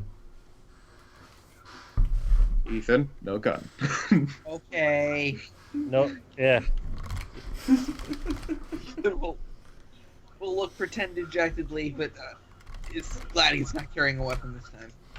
Yeah, you see me like out of a holster. I take the submachine gun out of a sheath that's behind my back. I place it on the side. I take out my gun from a shoulder holster. I reach into my left pocket and take out a 38 hammerless. Sorry, not the 38, the other hammerless, the smaller one. I reach into my other pocket and pull out another hammerless. And I take out a club and I put that with the pile and leave that on the chair for me. Oh, sorry, I guess on the back seat, so that all well and good. It's just the fucking armament comes out of Caleb. It's like a spy going through a metal detector. So, what's the name of Caleb's battalion?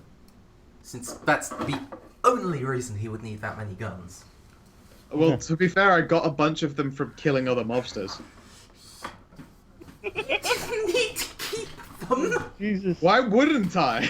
It's more guns. Okay, I will admit that money is not at all a concern, but still.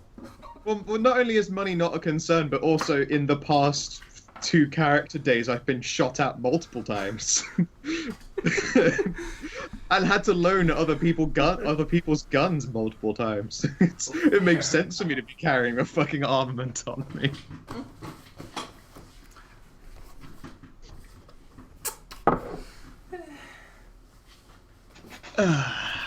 Excellent.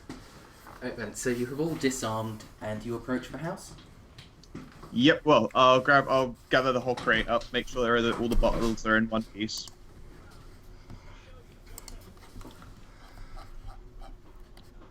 Okay, you can do this thing. All right then. Yes, I believe it was a 12-bottle case, half brandy, half whiskey. And that's where you get a decent fucking aged drink from. At least in the 30s. Getting wine that's really old, but then also it was old when it was in the 30s probably just means shit tier wine.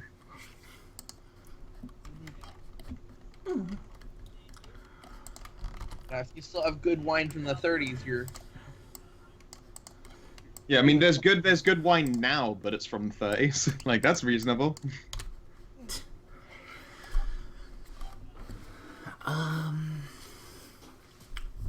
Right then. Up we go. Mm-hmm. Just glancing So, along and seeing Gay Baby Joe makes me laugh. You walk on up to the front gate leading onto the property. And yeah, one of the car doors would open and a man in a dark suit with a heavily shadowed hat would step out. Hey, can I help you? You probably can if you're able to point us the way to Vito. Me and my friends here, we happen to have a gift for him and a proposition and also a warning. And note that the warning isn't specifically from us, not kind of doing any kind of threatening, insulting stuff, but I think you'd have an interest in it. And just to make sure that we're all on the level, I will open the crate and show him the bottles inside.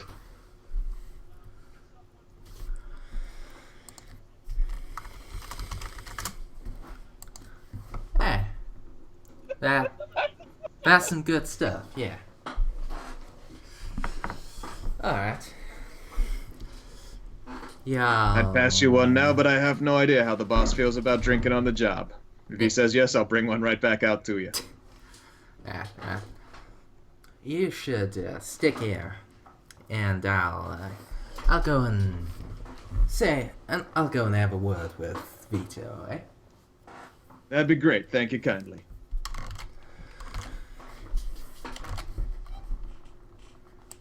You should just go full like cheesy mobster, like yeah, see. I mean, He wants to go what? see Vito, see? Yeah. He would step into the house for a couple of minutes, and you would just now see 3 Thompsons are being pointed at you from inside the cars. Cool as a cucumber. I've had plenty of guns pointed at me very recently. If I keep getting hit with bullets, I'll work up an immunity, right? Eventually, you immune to will lead be poisoning. more lead than man, so yes.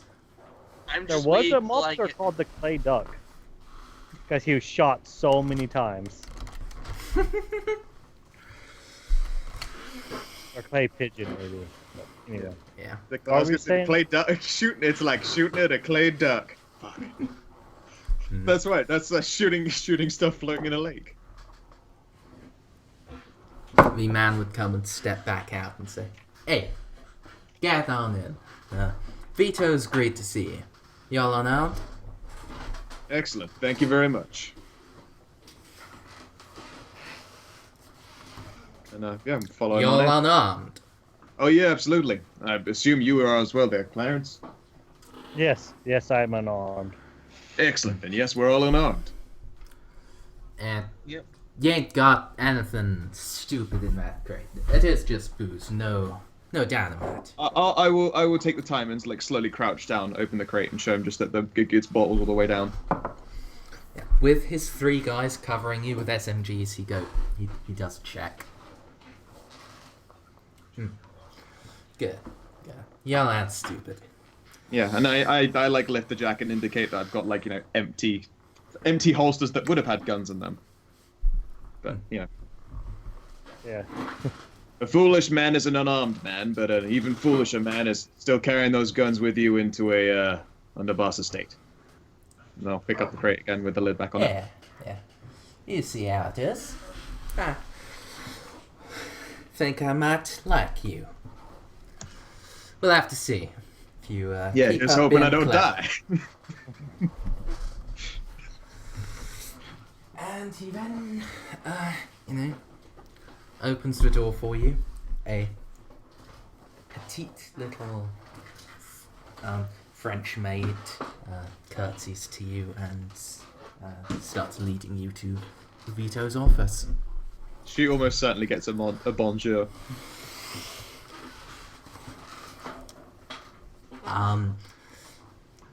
She bites her lip for a second and then attempts to speak French at you. Do you actually speak French, Caleb? That's a good I question. actually do. He speaks French. I'm pretty sure I don't. I do not. Okay, she says something If she that speaks Swahili- sounds somewhat French, except Ethan would be able to tell that's not actually French. That's someone trying to speak French to sound, foreign and cultured. Alright. Fair enough. I don't know. I think she's cute regardless. At which point Ethan will embarrass her by actually speaking. No, don't do it, Ethan. Fucking play it cool. when she's Ethan would do. I know. I would like to think that the moment that she does some French speaking, I can like glance over my shoulder, like fucking don't do it, don't do it. Ethan. Oh. Ethan will give him a sad look back. I want to get through this as unkilled as possible.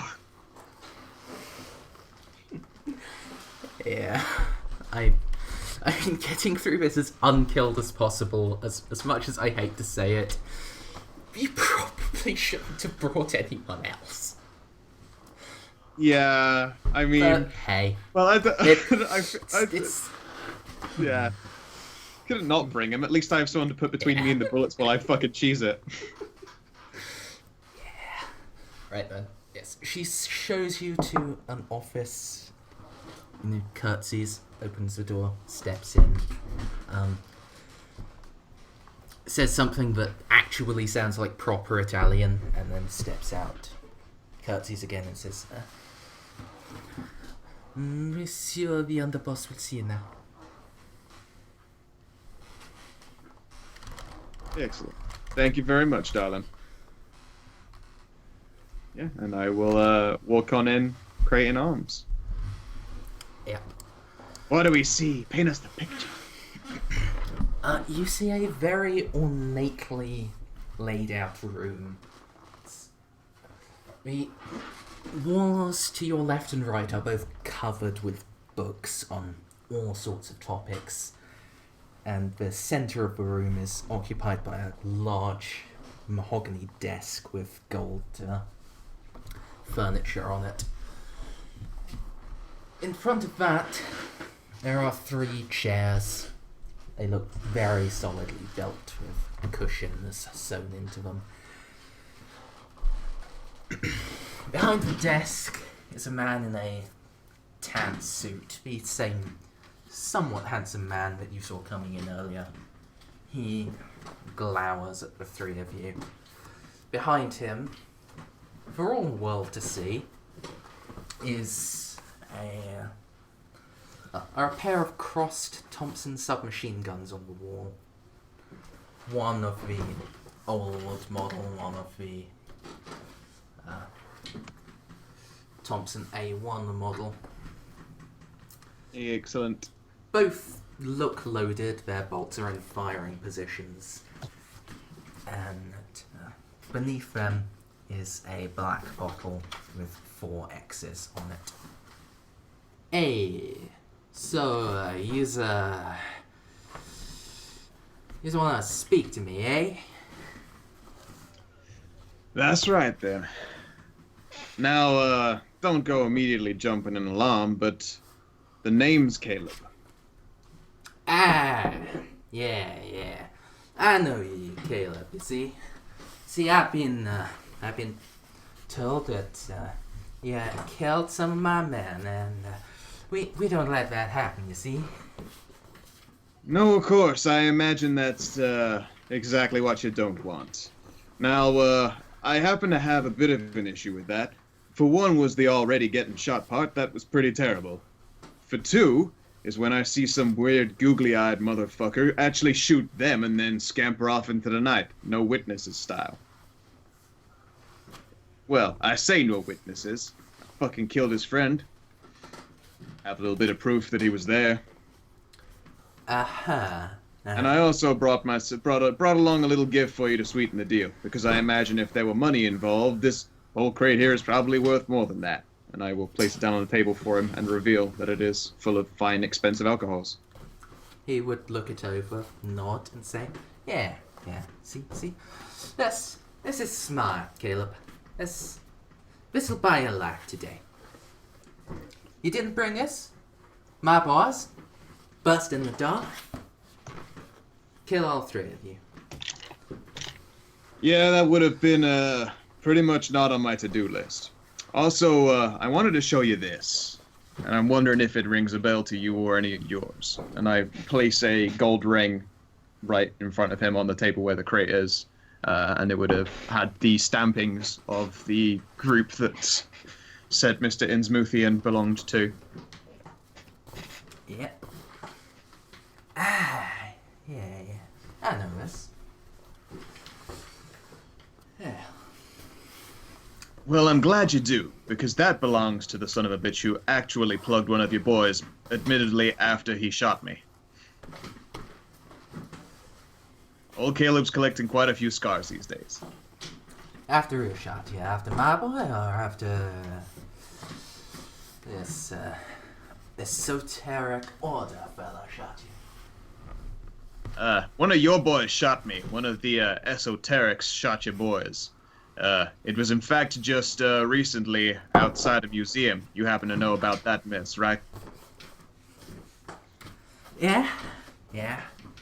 I know what happened there. I know my best man's curled up in hospital. The one I put in charge of taking over all of the stuff in Arkham. I'm back. Well, shit, he was one of your main boys? Yeah. Damn, it's a damn shame. Well, he ain't dead. And he ain't dead. He'll get his job done. Now, let me make this quite clear. You know, I am with a mafia, yes? That's right. And you know what a mafia is built on? I would say Respect. a reasonable amount of respect. Yeah, respect. Now, what you think it'll do to my respect if I just take a word of someone I've been paid to kill, but the people that paid me to kill him are in fact killing my boys? You ever met any of these esoteric order folks properly? Have you ever seen a boy from Innsmouth? Nah, that's my dad. He's dealt with them himself. He's just told me that we'll have their blessing, their help to take all over North Mass. Just have to do a couple of jobs, so. And you know what more than just their help? Caleb, right? Yeah. 30% are all their gold trade. Because Huh, you know now that's- what Innsmouth does, right? Innsmouth smuggles gold in.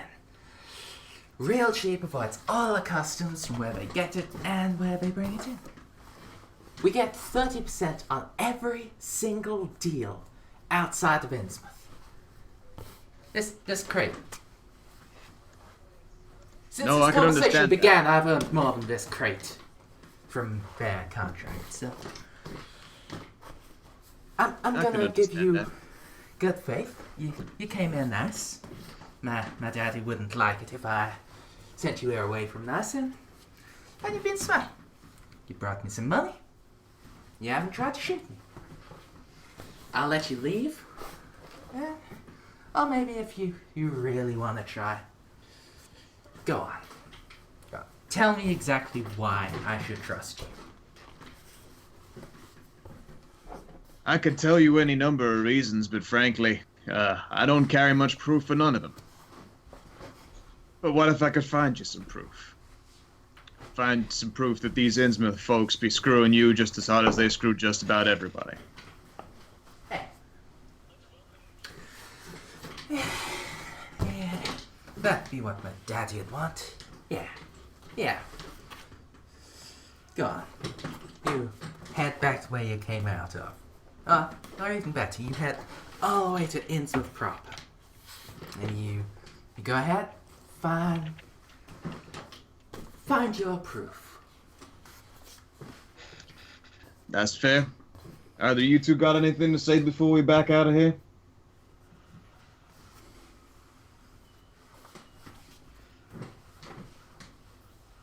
Maybe, Clarence? The thing that you were typing, you should probably try and say that out loud instead and recommend it. Hello? Huh? Is he mute, Av? I am mute, Dav. Ah, Yes. All right. So you say only 30%, right?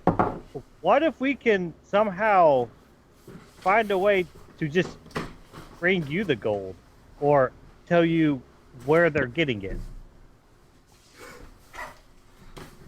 Oh, go on, little ginger man. Let's hear your idea. How do you plan on stealing all of Ian's gold? Most likely not all of it, but I mean, they have to get it from somewhere, right? Yeah. It just goes, or they have to bring it in on ships. What if we just intercept them? Do you hear this, man? What? Do you think this is like 1722? good reference. This ain't but age of piracy. You ain't Captain Redbeard. Now, you see, you can do that? Sure, but I don't have the slightest faith in you to do that. Do you even have a ship?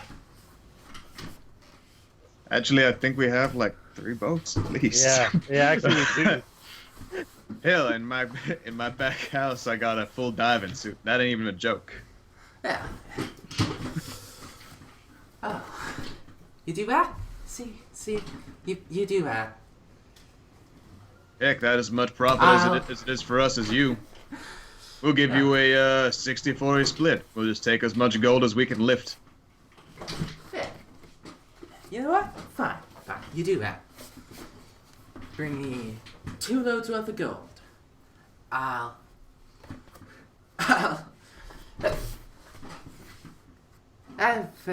you even said what you want? I'm Yeah. sorry. I feel like I've been talking a lot. I don't think Well, I'll no, let you that's all get your too point across. Yeah, of course. Simply put, if we can get you enough gold to make you and yours happy, how would you feel about turning over some of them esoteric assholes? I'm pretty sure a couple of them got the odd stolen artifact here or there. Tell them over to... And even better, if you can do that shit on the sly, and they don't know you got anything to do with stolen gold, they can probably still help you take over part of North Mass. Yeah. If we, All right. yeah, that's a great plan. That way you get profit, like 5 times the gold? You get to knock over a couple of weird, creepy, fish-faced assholes, and you still get what you were originally being paid for. Yeah. All we have to do is steal a couple of loads of gold. How hard can it be? That's true.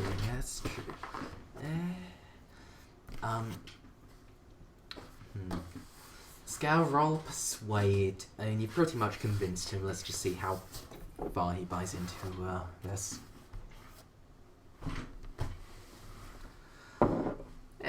Yeah. That's good then. That's real good then. Now.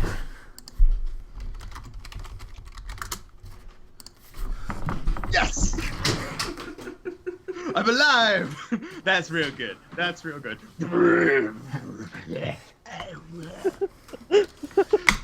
You know what? I'll give you 2 weeks. Go get me that gold. Like a full lot of gold. From their ships. And two ships worth of gold? Yeah. You know, if you can get me 1 ship's worth of gold in 1 week, I'll let you take however long you take for the second, and we'll You see, we'll work together then. But you got 2 weeks grace period to get me one. Take any longer than that, y'all can kiss your mothers goodbye. You see? Sounds about damn fine to me. Good. Yeah.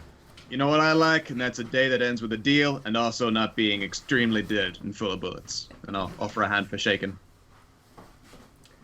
He would take it and say, and while you're there, see if you can get any more of that truth about them screwers.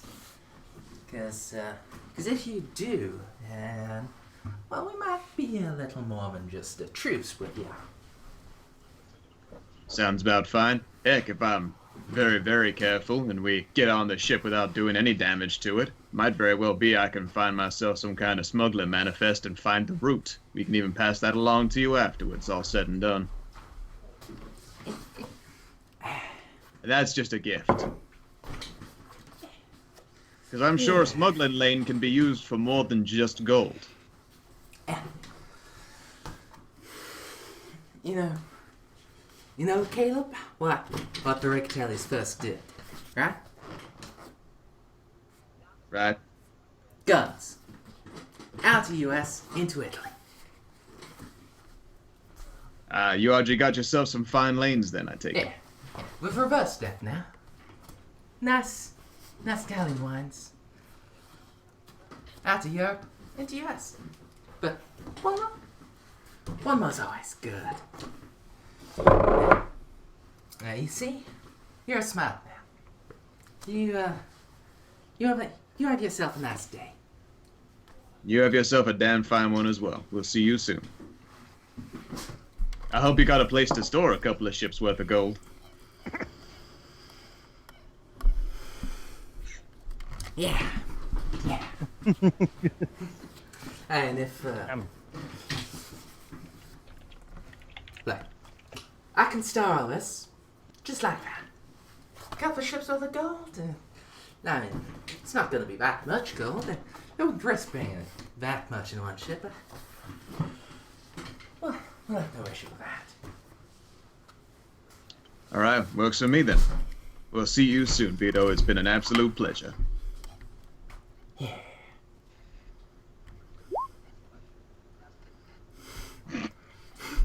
Alright, and we'll head on out.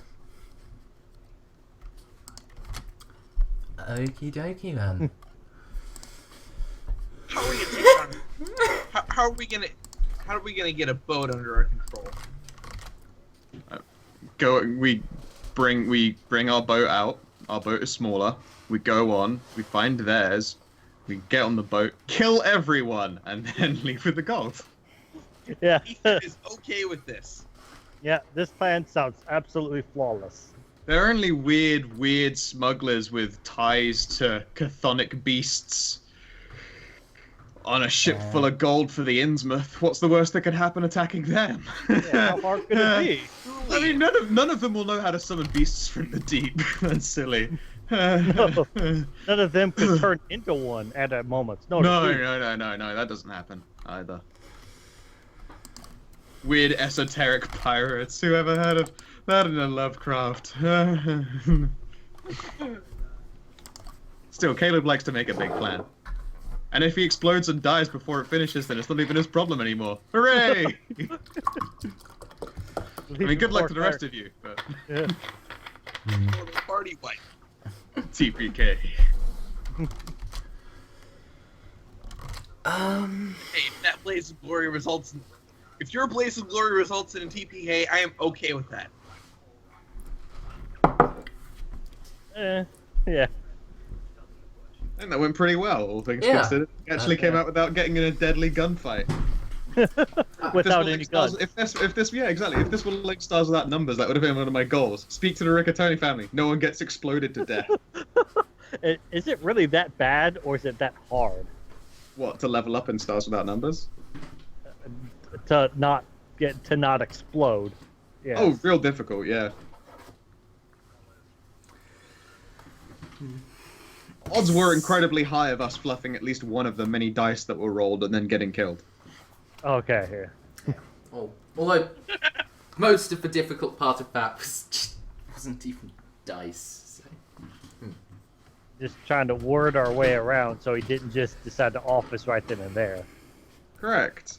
I like to think that, to be honest, I had no idea what I was going to say before I started saying words. I like to think that's how Caleb lies as well. That sounds true. Sounds close enough. I like to think it sounded like I planned what I was going to say. I had no fucking idea what I was going to say up until the moment I started talking. Yeah.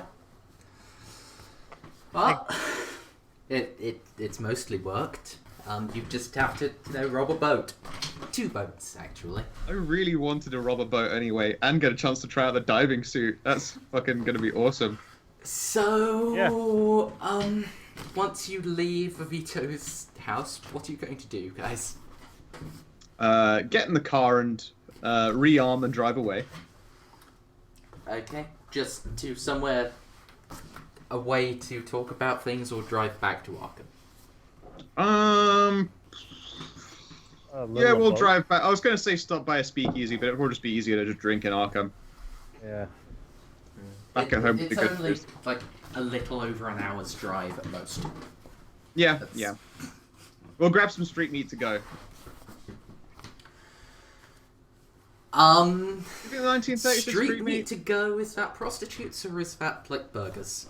Oh, both. I don't know. Who knows? Let's see here. Takeout foods in 1930. Disposable food packaging and stuff was available, so they were probably street meats. They're like little baggies. Yeah. I just wanted to check what street meat to go was because I don't know. I've got a good thing going with this woman in gay baby jail, so you know.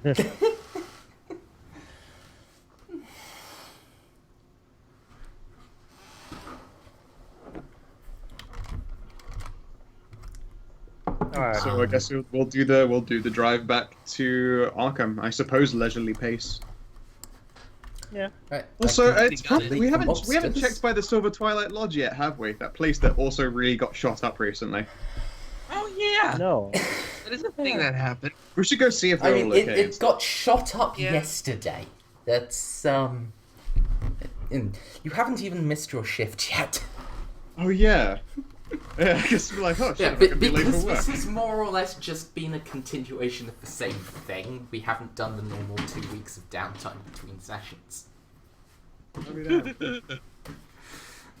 So, I'll be 1 second. If someone could, make a luck roll. Well, don't get a critical failure. Nothing bad will happen on your drive. Hooray! Hooray! I mean, I already got a crit success on that today, so I'm happy.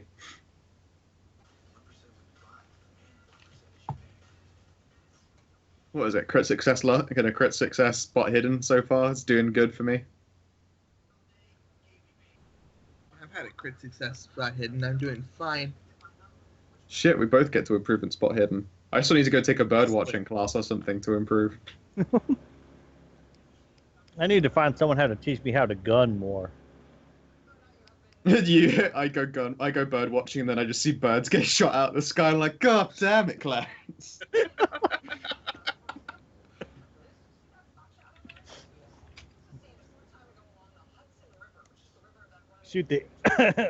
Can shoot the eyes out of a bumblebee at 100 paces. Couldn't really find the bumblebee though, so. I am back, guys. I'm saying I improved my spot hidden even further than the bonus from a crit by just going bird watching, but then it gets ruined because Clarence needed to go improve his shooting and birds start getting plowed out of the air while I'm trying to spot them. Called hardcore mode. Oh, Right. Mo. Yeah, So- spot them before I do. Yeah. You all get back to Arkham. There is no horrible car crash that you need to, make evasive maneuvers around. And yeah, are you going to head to the Silver Twilight Lodge, or... Well, I mean, yeah. Unless you guys don't So want your to. next lead. What?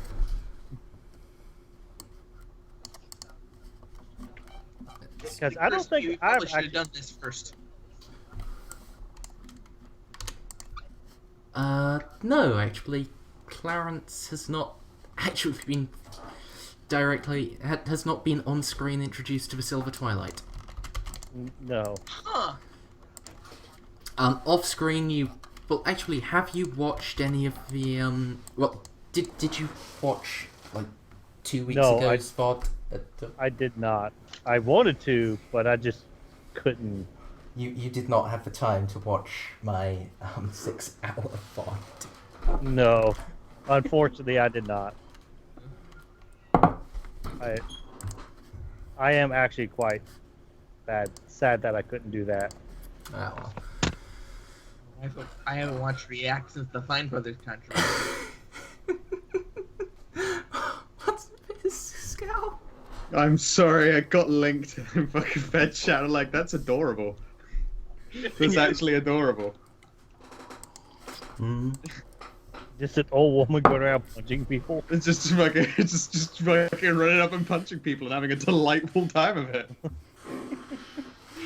Right. Yeah. You are indeed on the actual map. So, yes.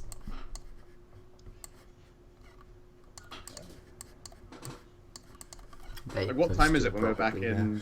When we're back in Boston? When we're back from Boston? Let's see. Probably around 5 p.m. Maybe a little earlier, but we'll just go with 5. Still like a half hour before my shift. I get to sign up for work early. How delightful. Yes, delightful. That is indeed the correct word. Totally.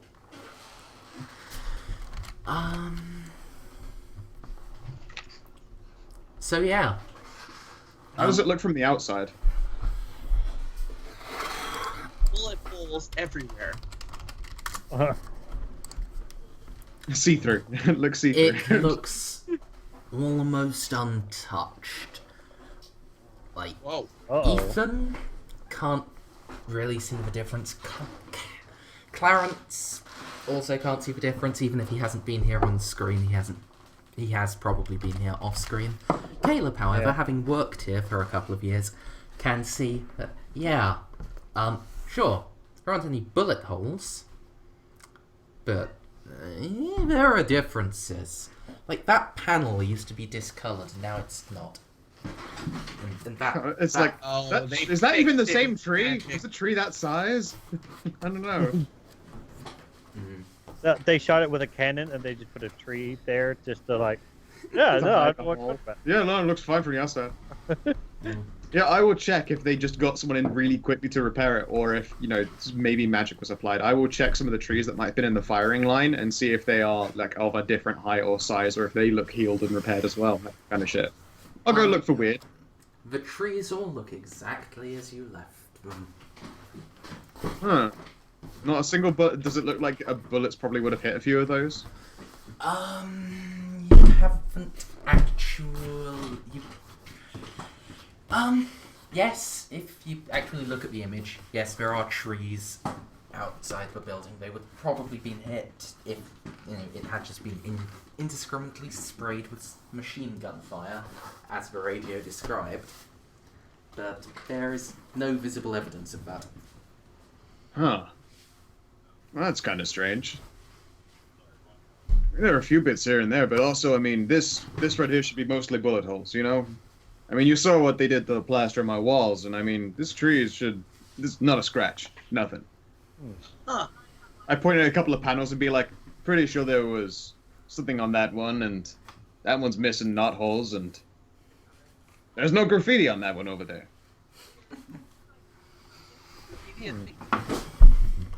Pretty sure at one point someone started scrolling the Elder sign on one of those planks, and that's not there either. Huh. That one was out of character. Actually, to be fair, I think Caleb knows what the Elder Sign is, but has never yet seen it used, so... Yeah. Magic? Magic? Nah. Magic! Did you just watch old woman get punching again? Like, I just saw a flicker of color in the corner of my sight from the stream on the side. I thought, is that the old lady again? Is that more old lady punching happening?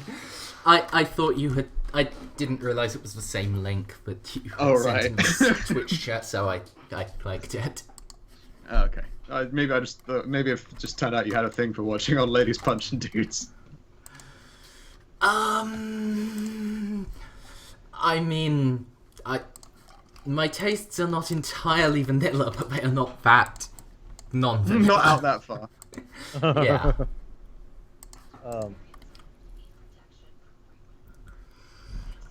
Say these are very specific things that are being shot at, like oddly specific, I should say. Is that an in-character or out-of-character question? Yeah, that's sort of an in-character question. That's like as he's describing it, like here, there. Because it sounds like they were shooting at someone, like actually aiming, and they just happened to miss and hit those few areas. Maybe. I think the radio said, though, that they just, some people, for some reason, decided they would completely open fire on the side of the building. Well, news can be easily distorted. That's true. I mean, I certainly used it to lie to a bunch of policemen myself very recently, so for all I know, they could actually have also been wrong, as well as, easy to lie about. Yeah. Alright, fair enough. Let's go. Yeah, either way, we can probably find out inside.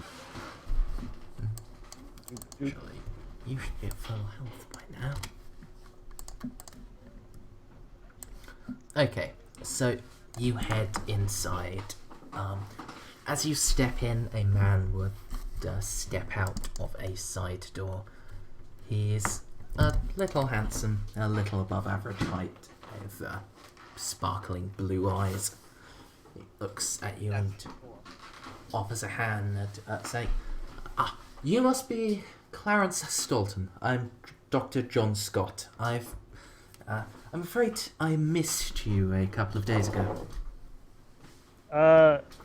Yeah, I was probably quite busy. Sorry. It's quite all right, Clarence. Quite all right indeed. Caleb, Ethan, very nice to see you. Hello again there, boss. How's it going? I heard that you also got a bit shut up. Yes. Yes, some cars made a couple of passes. But our repairmen are very quick and very thorough.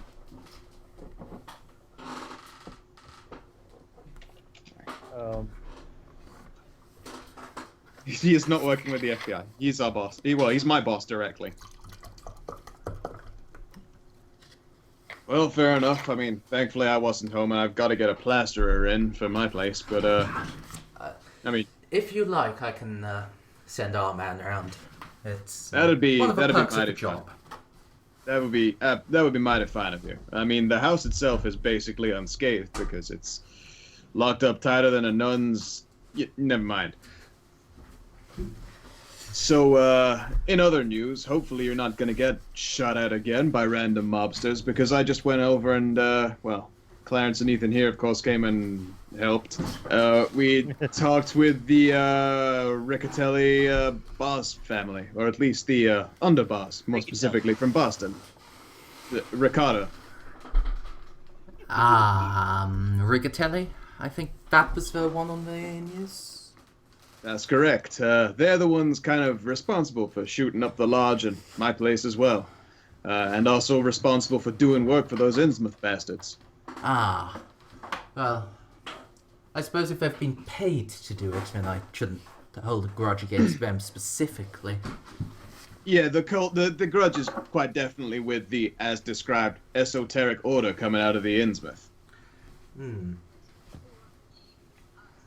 So, I mean, I might have made a deal with said crime family to make sure they don't go shooting at me, either of us here or yourselves again. And at the same time, hopefully we're going to be able to get them to thumb their nose at the Innsmouth folk. Good. Good work. Caleb. Yeah, I mean, we're gonna, I mean, if you hear any weird stories in the next couple of weeks, then, take them all with a pinch of salt, but we might be robbing a few boats. I mean, smuggler boats. I mean, it's nothing strictly that we need to be worried about on a legal standpoint. We're just taking illegal gold from illegal people and giving it to other illegal people so that they don't shoot at us. Well, good work. Carl and I had actually been discussing asking the three of you to head out there to Innsmouth. Have a look around, see why they were doing this. I mean, sure, crazy local religion and all, but there are plenty of crazy local religions. None of them have shocked me before. That's fair. Also, it should be worth mentioning that whatever it is that these guys wanted from you and from others that they've directed around, they were willing to give up a good 30% of every bit of gold smuggled in, give it to the crime family, and also help them gain access to most of North Mass. So I figure that it's got to be worth a hell of a lot, a real hell of a lot, because that's not a light offer to make. No, that wouldn't be. Hey, that gold is all that comes out of Innsmouth these days, really. No. Yeah, they're willing to give up 30% of it. Well, that's certainly concerning. You know, look, we have some friends in Falcon Point. It's close to Innsmouth, just 1-2 miles away. You think they'd be okay with holding on to a boat for a couple of days? Yes. Providing a safe harbor and a bed for you. It's I don't mean any offense here, because I don't think you need a mental asylum, but it is Mr. Albert Shiny's mental asylum that I was recommending you. Not as patients, but they. Well, Albert keeps a couple of beds for those of us that might need somewhere to stay. Okay then. Well, I'm gonna hope that means that there won't be a doctor inspecting me for craziness while I'm sleeping over there. That sounds like otherwise a pretty reasonable arrangement. Not unless you ask for a psychotherapist. Yeah, let's give it another month and we'll see if I'm even still intact for. I see. Well, hopefully that's not going to be an immediate concern. I mean, that would have been incredibly apt timing. You know what? God, Doctor, you know what I'm feeling when someone's just stepped over your grave? Don't do that. That's like tempting fate. You know our boy in yellow likes to listen in and decide on whenever it would be thematically appropriate to just... Yeah, you probably know what I'm talking about. I have a vague hint, but I mean it's Carl that really knows about these things proper. Yeah, well, we should be doing okay for ourselves. And yes, any help you can offer in stealing a boat, maybe 2 boats of gold from a bunch of Innsmouth would be very much appreciated. You know what? I'll ask Carl if he's willing to send Max with you. He's not going to be of much use, finding a boat or piloting it, but in a fight, Max is, well, he bloody terrifies me, frankly. Fair enough. I mean, frankly, we're pretty much loaded for bear, and between us we have a boat, and maybe 2 boats, and I can get another boat, probably. Well, Alright. I'll... Good luck. I will speak to Carl, see if he's willing to let Max go up to Mr. Shiny's, but I'll leave it up to you whether you take him along or not.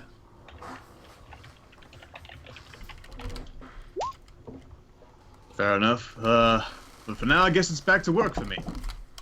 Usual. You're not heading up there right away, then? No, I mean, we got ourselves 2 weeks of downtime, and also we've only just very, very, very recently started a fight with them. And probably not the best time to go looking when they're probably most on guard. We'll give it a couple days, you know how it is. Fair enough. Fair enough. And, yes. Usual for me. Oh! But beforehand, there's a man who wanted to meet you. Me in particular? The three of you, actually. But more specifically the other two, but, once I mentioned everything, you as well. Yeah, fair enough. You just step into my office. Yeah. Okay. Dr. Scott would lead you in and then just... I'd like to introduce you to my penis. Behind the desk stood in a very neatly tailored black suit is a man. He's turned away from you right now. He seems to be tuning a clock. Ah. Mr. McGinnis, Mr. Stolton, Mr. Everett. Yes. That'd be right. I see Miss Argent is not with you. No, she had stuff to do. He would turn, revealing heavily chiseled features and piercing blue eyes that He's made of stone. seem almost to burn into the backs of your skulls. He's a golem. Yeah, it's a golem. His features are chiseled.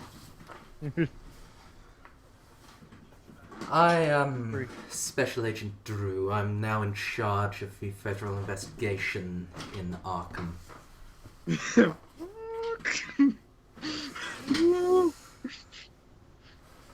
Now, Are you sure you wanted to speak with us specifically? yes.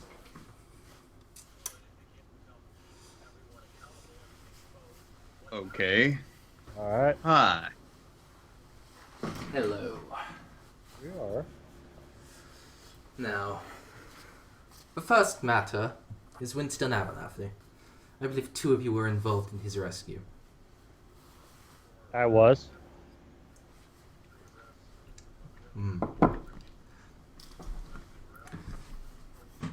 Very good, and you are certain that he was able to escape intact? Positive. Well, other than a wound on his head. Ah, But that, we really couldn't do much for that at the time.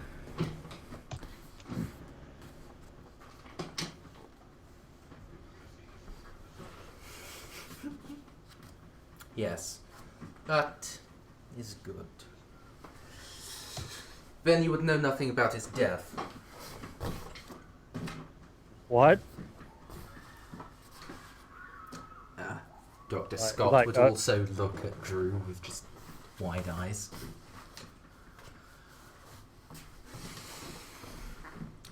Last night, he was found in his nephew's home.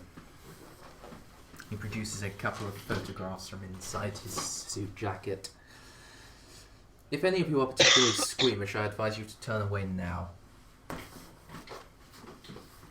We all just look closer. Yeah. Yeah. So far beyond squeamish, it's unreal by this point. He turns the first of the photographs around. It shows Abernathy with the top of his head sawn off. Oh, Jesus. He lays that down on Scott's desk. then turns a second photograph around. This is a top-down shot over Abernathy's body, which shows the interior of his skull. It is completely empty. He lays this photograph down. I think that's about it. That's Jesus Christ.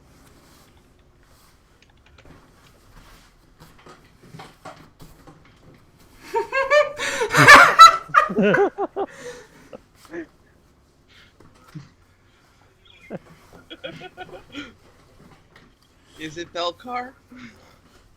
He turns the third photograph around. It shows a strange pool of black, bubbling liquid, and what you would recognize to be Abernathy's revolver that you gave back to him, laying next to it. It's been carefully marked with evidence and has been opened, showing that all 6 chambers have been fired. He lays that down on Dr. Scott's desk. He turns the 4th photograph around. This one is much lower quality. It doesn't look like the forensic photographs that the prior 3 have been. It looks more like a civilian photograph.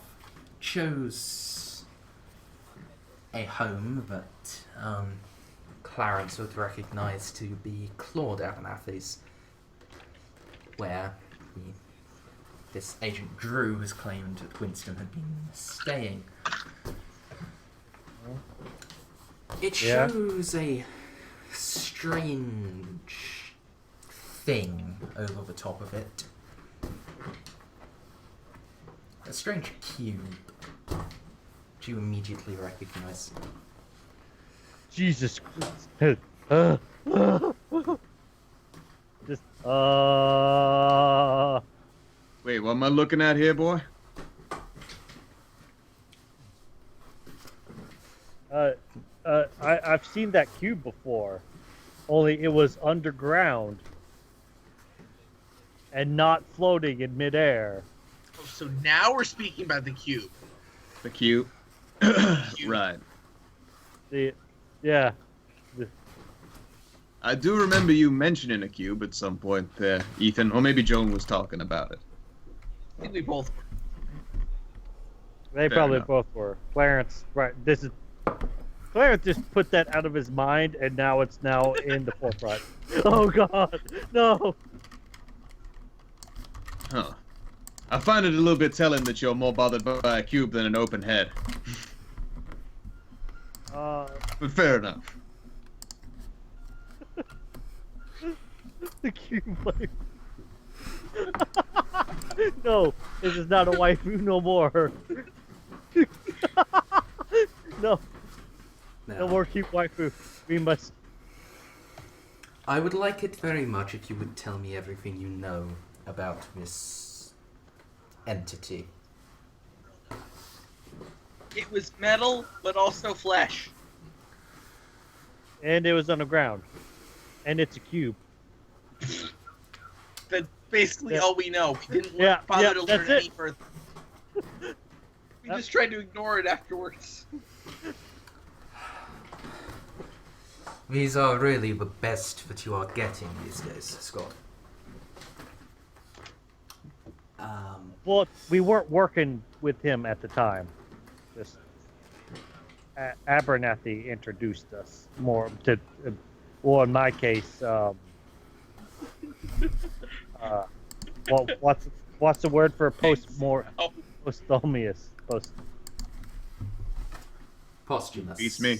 Yeah, Posthumous. Words. Why? Yeah. Is Yeah. that thing cube still there, or? No. Far as it's not?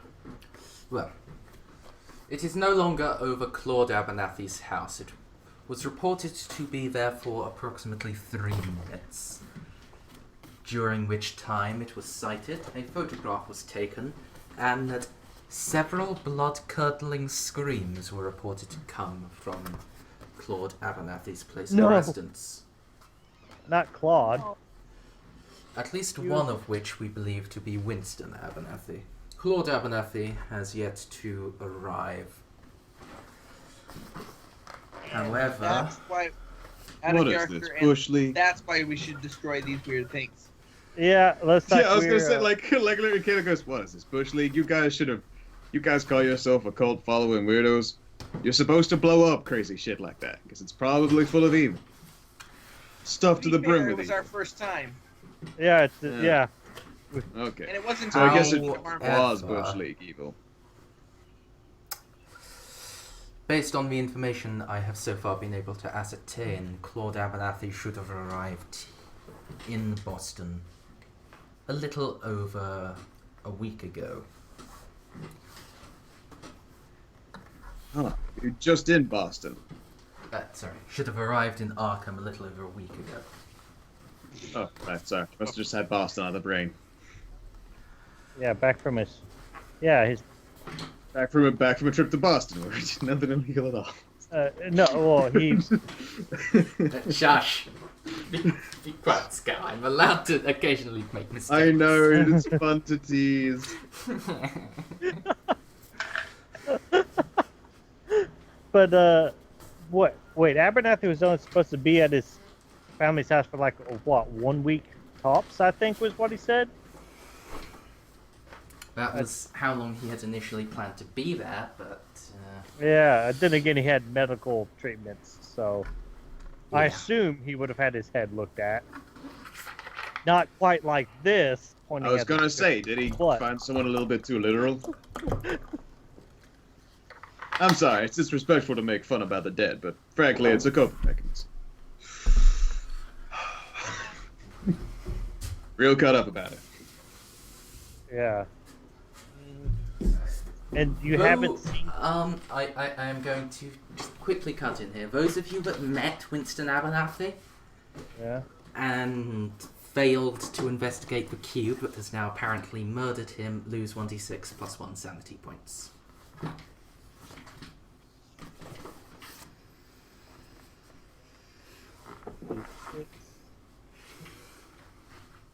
Oh boy.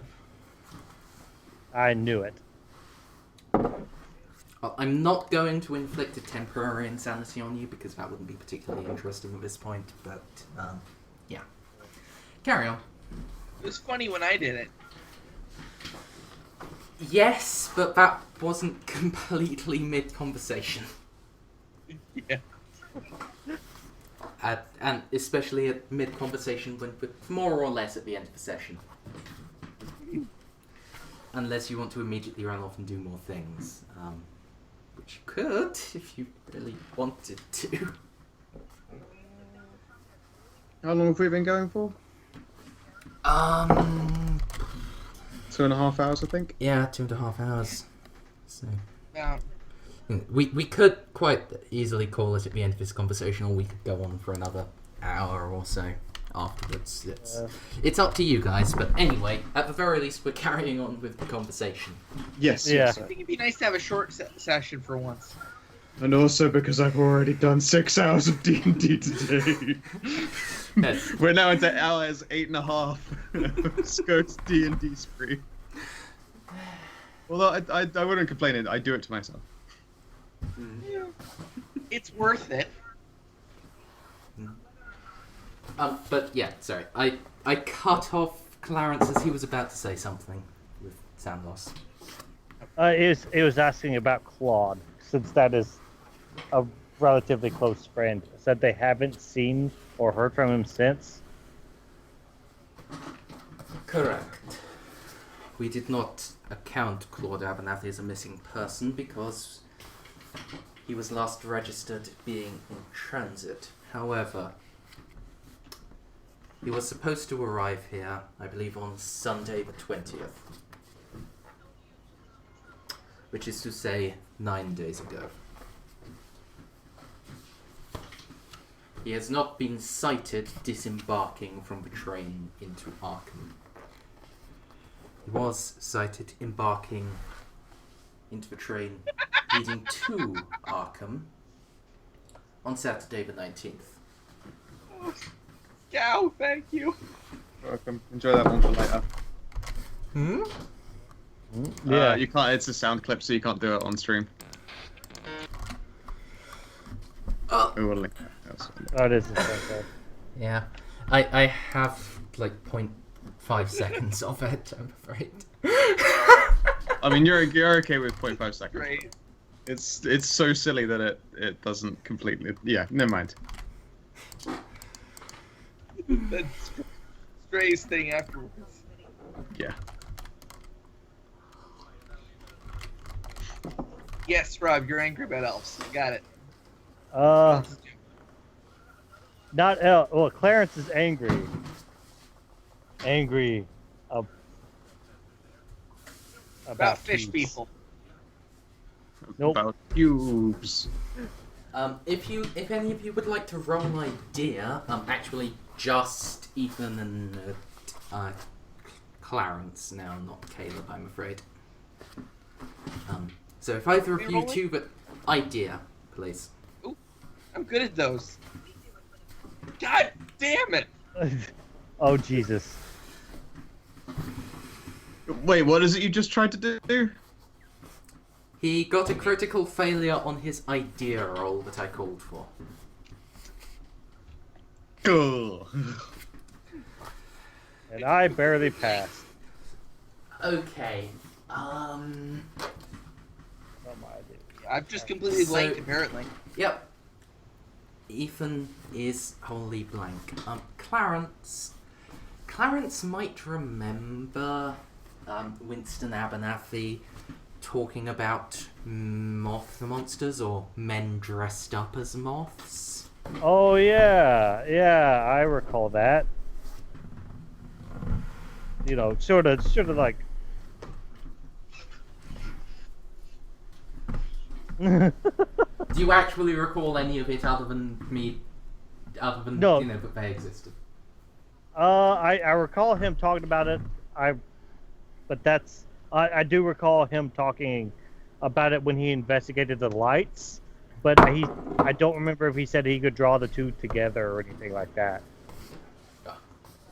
He said he Like, went to that's about- investigate the lights. There was a weird moth thing, or a man dressed up as a moth, and he was clubbed over the head. Okay, yeah.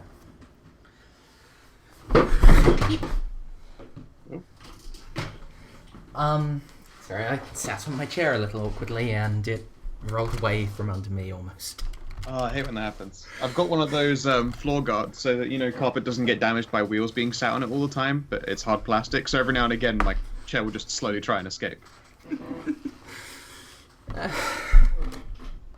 This wasn't. This was slightly more embarrassing than that. I just almost sat on the armrest. Oh, okay. Oh, it's gone! It's in me! Yep. It's just me being incompetent, as Okay, is the norm. Been there, done that. Okay, so the Innsmouthians and some sort of moth creature. So somehow the Innsmouthian. Innsmouthian! You done figured it out, Clarence. Innsmouthian. Yeah, Innsmouthian, Innsmouthian. You got it. Clarence done figured it out. The Innsmouthians. It's just one and the same. Or you could draw back conclusion, I guess. It's hilariously cracked this case. wrong, but... You cracked this case wide open. The Innsmouthians must have summoned the cube and possibly a moth. Is that what But- Clarence says? I will say I think the Innsmouthians are behind this. Like the fish. We have googly got eyes. we have got reason to believe that the Innsmouth folks are tooling up for something pretty big, and considering that they're all a bunch of fanatics about the occult and the esoteric, then it's entirely likely that them and weird floating ass cubes are kind of related. These two situations happen pretty much side by side with each other. Most perplexing. Fortunately, the Department of the Treasury is already conducting an investigation into the Innsmouthian folk. on account of their mysterious gold. Yeah, the mysterious gold. Cool and collected Caleb face, giving nothing away. I think it's time for a psychology roll from Drew. He's gonna roll very high. Or roll very low. Yeah. See. So, Scow, would you like to oppose that with a psychology roll or a fast talk roll?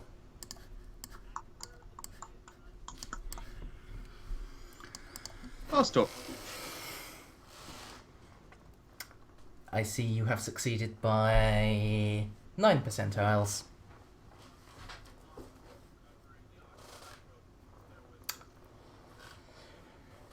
And he has succeeded by more than 9 percentiles.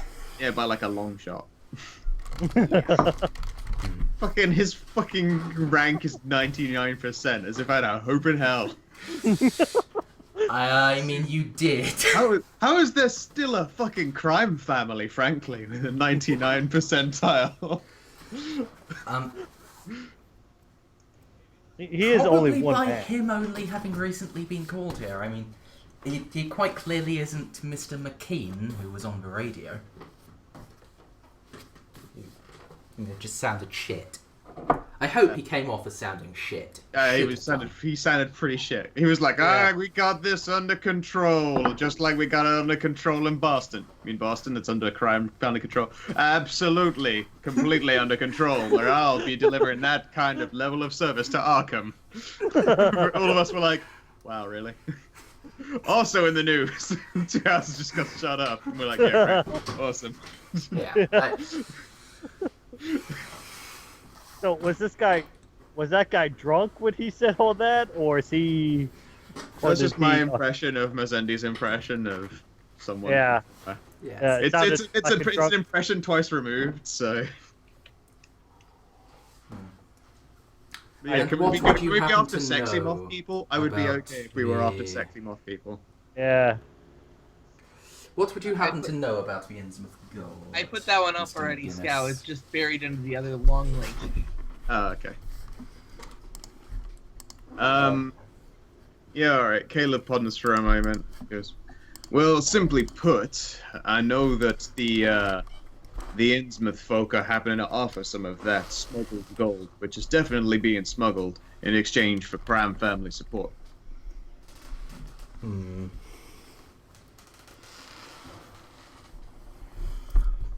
Peculiar. As for how it's actually getting in, I mean, the obvious answer is by boat, but nothing that we can actually prove ourselves. Yes. If it was simply by boat, the Coast Guard would already have detected it. Of course they would. The Coast Guard is infallible. Nothing ever gets smuggled. We've been closely observing Innsmouth for the past 10 years. If you say so. The only boats that leave their harbour are fishing boats. And boats coming in? None these days. Not fair since the enough. Civil War. Of course. Not a problem. Caleb certainly isn't thinking about smaller craft moving under surface of dark and reaching tunnels and walls and coves to try and get into underground smuggling rings. Nope, definitely not. I don't think he could actually get that even with his 99 psychology. Yeah. Yeah, sorry, Caleb makes this one as obvious as possible for him. He thinks that they're getting smuggled in. Never mind, moving on. Well, I mean, if you're actually trying to, give subtle hints, and that's one thing. It's just... I know, I'm It sounded like you were saying it. It's like... Yeah, no. I don't Okay, have the any reality hope of is I keep concealing this now. like Caleb's voice is also my fucking around lying voice. They just sort of so like the two keep coinciding. I'm like, oh Yeah. right, yeah, that's how I speak. This dude.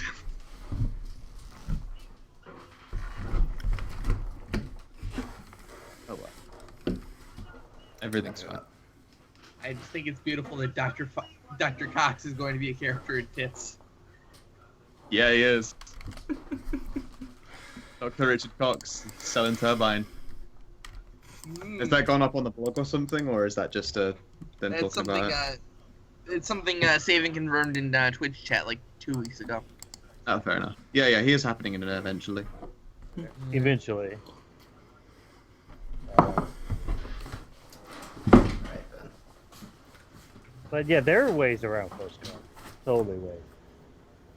You made too good a character, Scout. Yeah, it's just how we roll. It's just how we roll.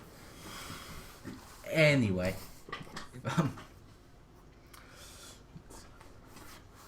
Yes. Mr. Stolten, you are correct. There are methods to get around the Coast Guard, but to have accomplished that infallibly for the past 10 years, that stretches my belief. Says the man with photos of a dude with a scooped out brain and a floating cube. I have dealt with maniacs before. The only thing that makes this different is the floating cube. I would like to think that the floating cube means that there's an awful lot of imagination to be expanded in this universe. Who knows? Have you checked and see if gold's being transported in by floating cube? I'm only half jokingly saying that, mind you. It's entirely possible that they've got some weird mumbo jumbo floating, I don't know, something. Floating cubes. It will be taken under consideration. We will put it under our list of things we cannot easily detect, along with submersibles and magically charmed fish. Oh, could it be magically charmed fish? There's a thought. Like in Caleb's mental tick list, he's like, big fishing net. Just in case. Just in case.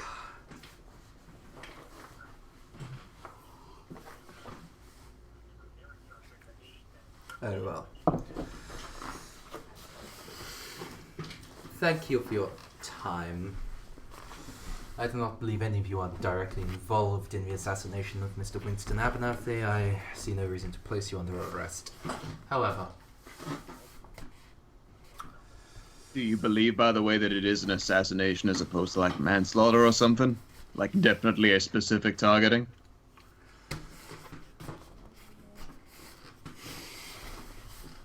Well, his whole It family may not be is a now missing. specific targeting, however... This was certainly a deliberate murder, even if Winston Abernathy was not the primary target. It's turned off their targeting. Is everything alright, Winston? You turned off your targeting. I like to imagine that there was someone inside the cube and he heard those exact words while he was carefully aiming at the top of a man's skull pan. Alright then, so I guess step one is if I ever see a floating cube in the air, I should throw grenades at it until it's not floating no more. Not that I'm carrying grenades, that would be terribly illegal. After I have shown you this, I expect you to be carrying a full arsenal of high explosive material. Oh, well that's a relief. I like flap out my jacket and there's just like a rattling of munitions. I cannot, however, immediately make it legal for you to do so, so any agent Wait, that do you is have not- do you have the ability to make it legal in the future? Do I look like a man who can tell the future, Mr. McGinnis? I don't know. No, but I've been surprised before. I don't know what a man who can tell the future looks like. That's probably for the best, Mr. Everett. I don't think anyone Yeah. can tell what a man who can tell the future looks like. It's orange. The future's orange. God. No. I just had flash forwards to Trump. Oh no, you're all doomed! You foretold it!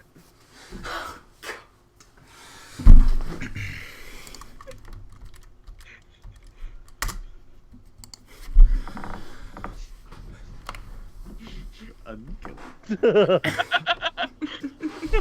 I'm gonna enjoy this one lasting as long as it possibly can. Eventually I'll roll low. I'm kind of hoping I don't, because it feels like a really shitty way to kill you.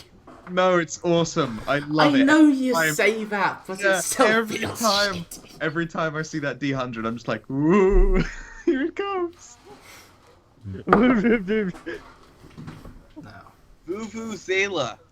Sorry, vuvuzela. flesh. Vuvuzela. Flesh I was just vuvuzela. trying to actually make the sound, which is like a bee. But then Macbeth backwards. Yeah. And we all just have to go, that's a great trick. Oh, God. The bones fly out like machine gun munitions. Oh, God. One of those. No. I advise you to keep a close eye out at night. If you have been involved in Old Man Abernathy's rescue and you have previously encountered this cube, you may similarly be targeted.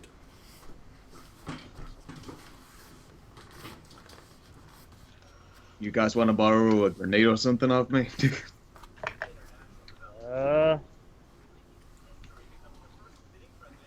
I mean, they're terrifically dangerous. How I don't know good- if I can be trusted with one at this point. I mean, How frankly, good- if you have a throw skill of 90, you can throw that motherfucker for like a mile. No, I don't believe Clarence does. What 25. was the ridiculous throwing rule again?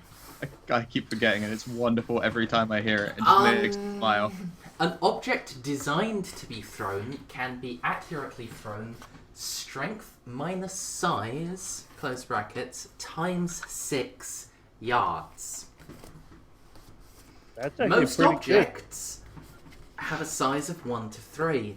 All objects designed to be thrown have a size of 1. Your average person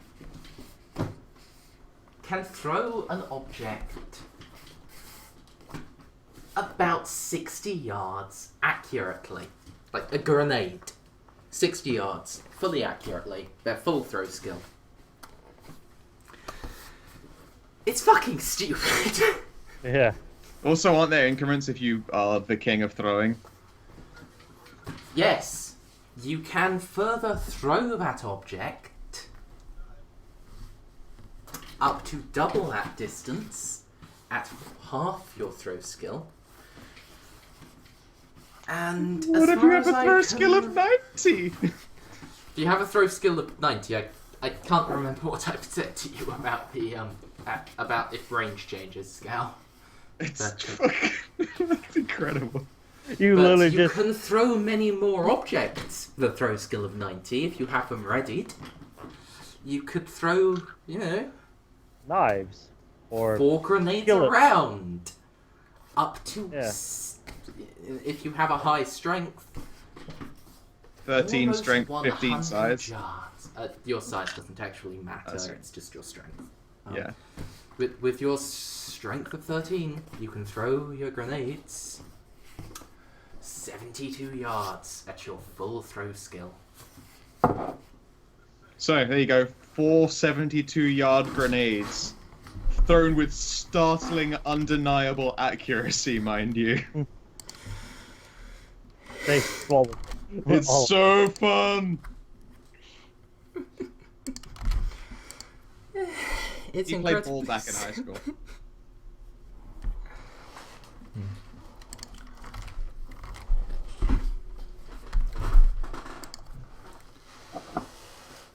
Okay, that's an amazing quote. I A love bullet, yeah. A bullet may not have your name on it, but a grenade is addressed to whom it may concern. I give you a hint. It concerns everyone involved. Fucking concerns everyone within 72 yards of Caleb. Yes. Mm. Just remember not to throw it straight up. Depends. It'll If go I can, I 144. was gonna say if I can throw a grenade 72 yards straight up, then I think it will explode before it lands back on me. Yes, but it'll also explode in a circle, Oh, I mean, yeah, of course. and you're directly underneath it. You'll Yeah. probably be hit by the shrapnel. Well, just put on a hat. Yeah, that shrapnel will be going exactly as fast as it was. Pretty much. When it, yeah, and not slow down. Well, it will when it pierces your cranium. Yes, when it kills you, it will stop. Tell that to poor Winston. Oh yeah. Right. I was throwing a frisbee and he was too close. Fucking odd job the shit out of him. Went so fast it just sucked the brain out of him. Yes, there's a vacuum was created because I odd jobbed him with a frisbee. Dr. Scott would then step in and say, well, I'm very sorry if this is how you've heard it. I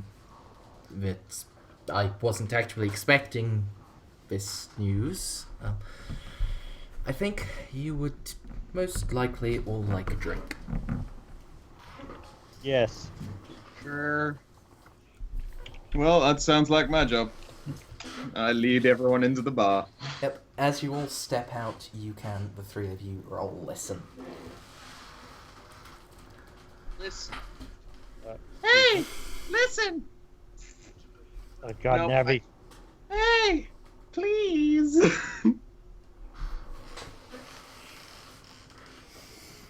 Let me see. Well, 1 1/4. Yep. Yep, so you step out, two of you don't hear it. Clarence, as the door is closing, you would hear Drew saying, now, Dr. Scott. He's not here at the moment, but I would like to, in the future, introduce you to a friend of mine who goes by the name of Gunnar. And then you can... Do you drink? Sounds like you'll drink. Yeah. Yeah. I also Yes. make Dr. Scott his usual whiskey with a whiskey in it.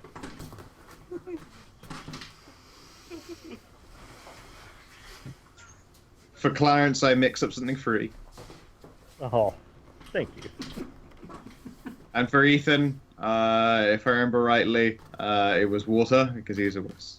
Wait, no, peer pressure. I put a martini in front of him. He'll drink it. You say that with such sadness in your voice. And I'm grinning too.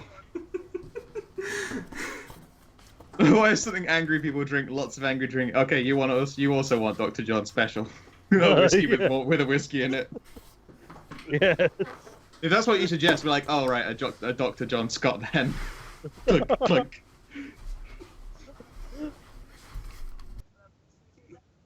Clarence now has a mission. That gives it a peer pressure thing is just the funniest thing, I tell you. Yeah, it's just a reality. If I offer it, then he's gonna fucking take. It's like as well. If I open a packet of cigarettes, you go, none for me. But if someone opens the packet and holds it out, then of course Ethan's gonna take one. That's like the magic thing that happens. You got it. It's like, oh, do you Yeah, want I any don't know how candy? to And then make it- someone goes, oh, no, thanks. But they see you open the bag up, and then you have one, and then you hold it out towards them. They'll, without thinking, their brain will be like, you should have one of those. That's how the brain does their thing. It's just a Yeah. fact. Yeah. So, Yeah, in fact, he also, gets out a cigarette and holds out the packet. What's Ethan? Mhm. And I'll hold one out and offer it to Clarence, or is he still not partaking? He's still not smoking. No, he doesn't. He does not smoke. Why don't you smoke, Clarence? Never picked up the habit. It's not so much a habit, it's just a way of life. It's good for you. Yeah. It's fine. Something that makes me cough so hard is good for me. That's just getting all the bad out. If you say so. That's what they say. Not just me. Even doctors say it. Oh yeah, what did they know? That's a good point. They tell me I shouldn't drink full of bullet wounds. So that's what they know. See, now you're getting it. Clarence continues drinking apparently more whiskey. Whiskey With whiskey whiskey. in it. Is it the same sort of whiskey? I was just about to ask that myself.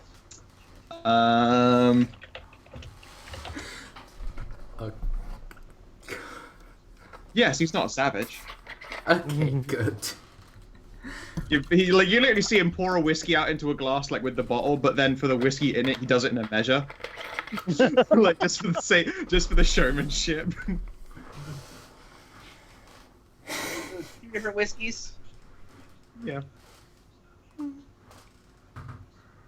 I really could go for a whiskey. Damn. Poor Scal. Or sober go. I'm scoba right now. It's no good. I mean, you kind of deserve it for that pun. Thank you. It's all about me making people feel less guilty about myself, though. Oh, It worked. I don't feel guilty at all. Yeah. I don't really feel guilty about your suffering. I just feel concerned about you. yeah. It's Yeah, I'm a little concerned myself, but I'm nowhere near able to stop you, so. my only concern is that I can't afford it. Ah. Ah. I'm not. It's like I'm not my favorite really old terrible concerned joke. about the fact that you want to. I'm just concerned about the fact that you don't and that you'll get sad. That you're not able to. Sorry, you'll get sad.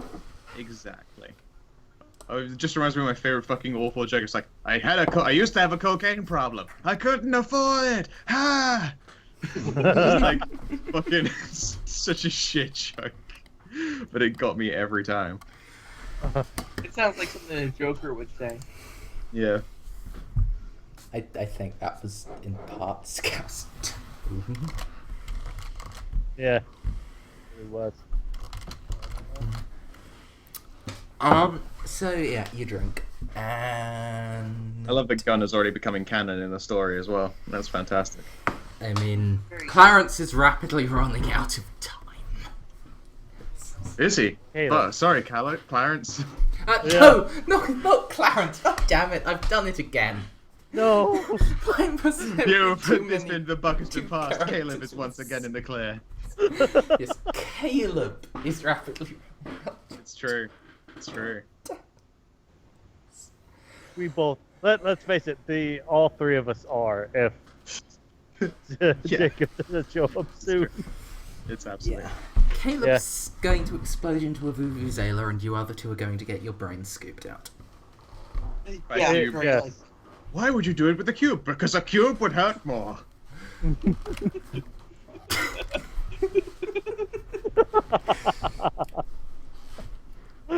Okay, so, how much do the three of you drink? I drink a appropriately Irish amount. I drink what he put in front of me. An appropriately Irish amount. That sounds like a definite. That's at least one Constitution roll from Ethan, possibly two just from Ethan, and possibly one from Caleb. How much does Clarence drink? I was about to say until he feels a sweet oblivion, but Okay, 1 second then. The sweet oblivion. All right then. All of your fruity drinks are also mostly vodka. but he's You know angry. that? In fact, no. I guess it's shine. It's mostly shine. Okay. Um, Ethan, please roll 1d2. This is how many Constitution rolls you have to make.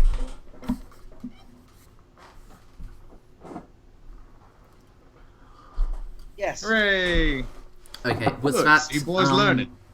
roll against a 50 Constitution times 5 roll, or? That's what I did before. That was my last roll. Okay, I Yeah. didn't remember what that roll was. I'm sorry. It's alright. Should have said something. That was what I asked. Damn it, that was me saying something. Yep. Okay, then the three of you will have to make Constitution times 5 rolls. And not yet. Hell of a time to explode.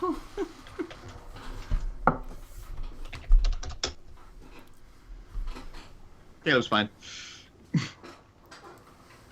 Caleb is Caleb. okay. Okay. I gotta make another Constitution roll. Um.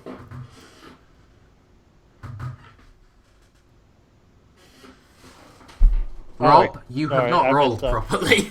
I was like, wait a sec, that can't be. Oh, 1D double I. Okay. Yeah, that Oh, was. boy. I was a little confused. I thought Yeah. initially that Is it there a would- negative? Is he? Oh, I failed. Oh, you Okay, boot. so Ethan. Well, I said Sweet Oblivion. Ethan has Right. already made a roll. Then, yeah. Yep. Yeah, there. Ethan does not need to make a second one on account of your one on the D2. It's just. Clarence, you pussy. So Clarence is supposed to be blacking Irish. out. I'm sorry, I missed that, Mary Cindy. Clarence is blackout drunk. Oh, that's exactly what I was aiming for. So, What do we think Clarence, when he's blackout drunk, will do? I'm open to suggestions from everyone. He's blackout drunk. He isn't properly in control of himself. I should mention that Clarence Ethan! is Sorry. stupidly angry right now. He is really fucking angry. In which case, punch Ethan. I'll take it. Okay, Clarence, make an attack fist roll against Ethan. Oh, good. You're lucky it's just fist. Not headbutt. No, I think it should be headbutt. Headbutt's Possibly. his jam, right? Well, actually, what would Clarence do? He wants to show Ethan that he's he's mad at him for almost getting himself killed a couple of days ago. At least.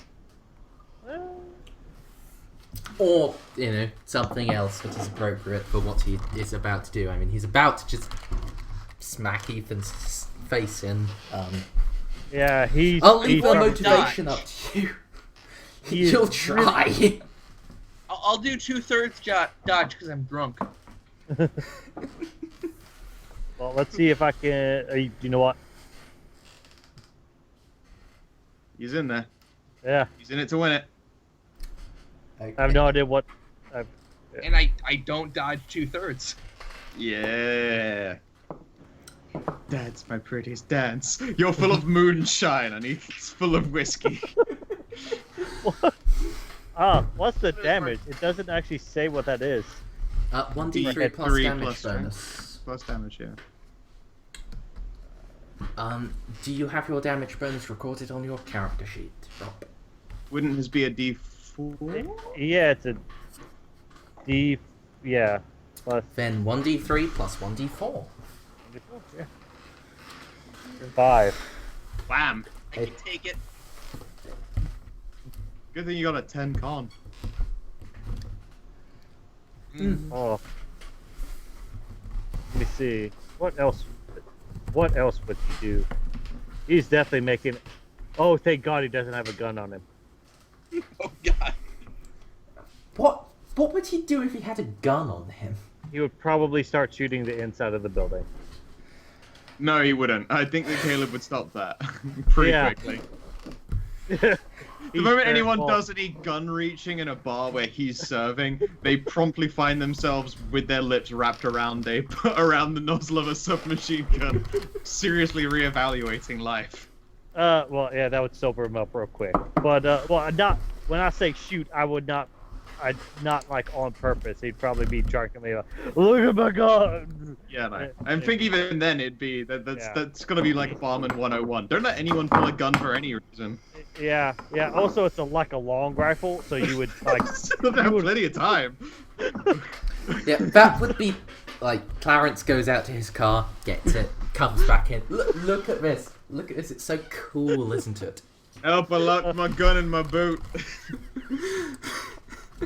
You know what? He's gonna. You know what? I'm gonna punch a door. I don't know how, and all right. He's really angry. The door He is. wins. Clarence Yeah. deals 1.5 punch damage to himself as he badly bruises his knuckles. 1d3. All right. So So 3 three. points of damage to himself. Yeah, Ethan is reeling with a possibly broken nose. Clarence is apparently flipping out. Killer's the Yeah. one that did it to him. I think Caleb is probably going to put a stop to it. You can tell when a man's gotten all shined out. Yeah.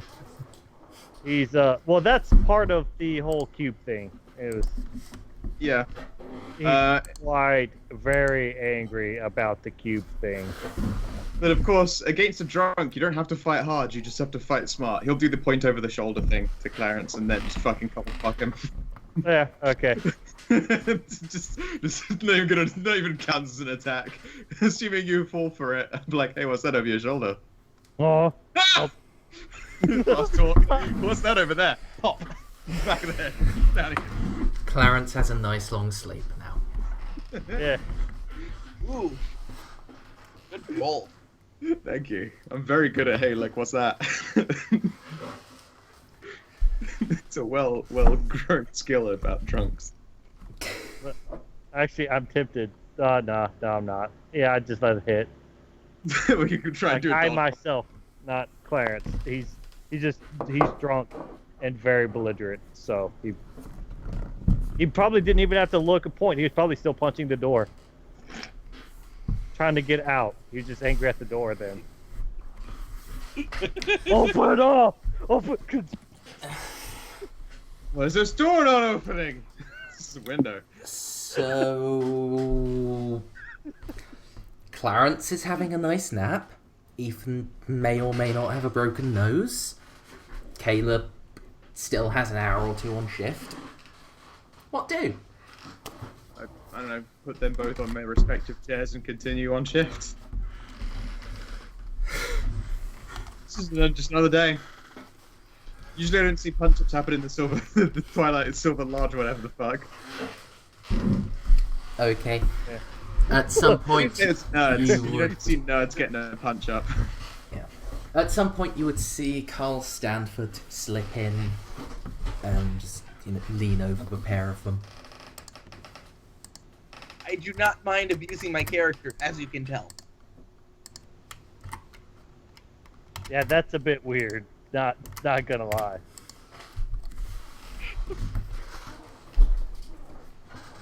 And Dirk's my baby, but Ethan I couldn't give a shit about anyway. That's it. Ethan, fuck that guy.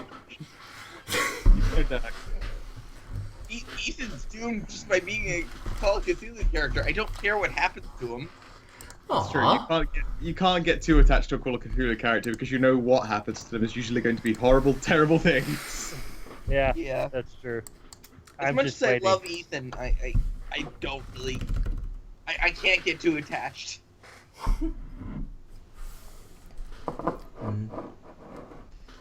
Well, fair enough. And yeah, a couple of hours pass. Caleb's shift has ended. Carl Stanford has slunk off from having leant over the two of them, and Ethan's nose is now completely fixed. Good guy, Carl. Totally not looking for some fresh souls.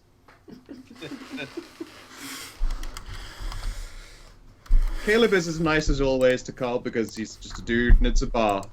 But, Bagger's thinking that motherfucker just wants souls. Yeah, he's also the one who actually pays you. He's true. He does sign the check. John Scott is nominally your boss, but he is the associate treasurer. Yeah. He is single-handedly I would responsible for your job. Yeah, I would never say anything or even show any glimmer of anything negative. Ethan's openly respectful.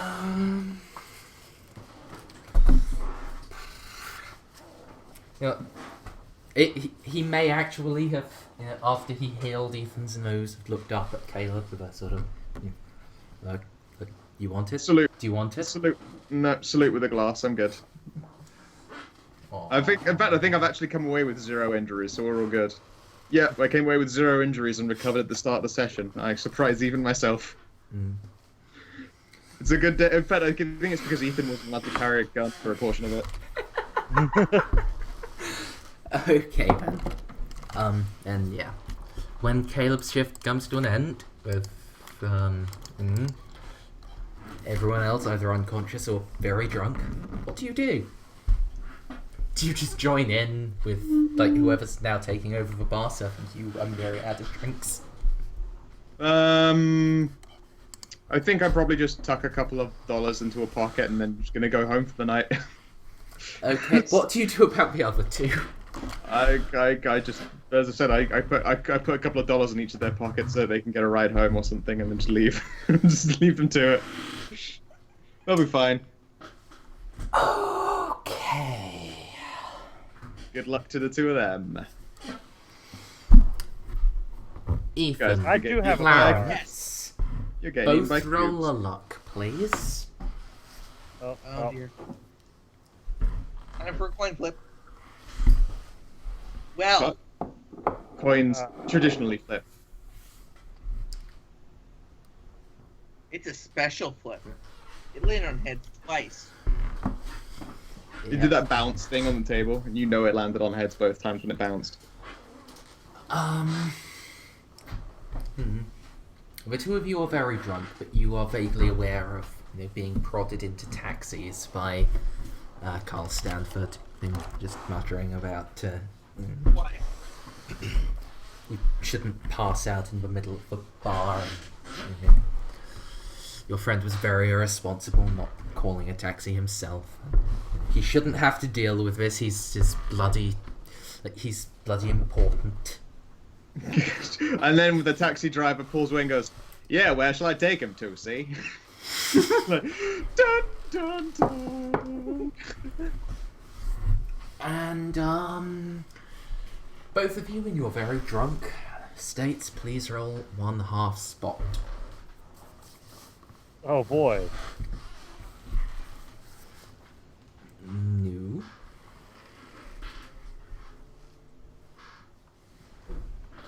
Wow. And no. Double 30 seconds. OL. And unfortunately, it's you two that live together. Neither of you lives, well, not together, but Ooh. it's Salacious. Lubricious. It's you two that are neighbours. Neither of you are neighbours with Caleb, so Caleb doesn't get to make a sober spot roll. Not that it'd be worth anything. My sober spot roll is still less good than half an Ethan roll. It's still something. I mean, one of you has to. I mean, no, you don't actually. That's not that was average work, but. Still. I'm glad I wasn't there. That would have been real embarrassing. Yeah.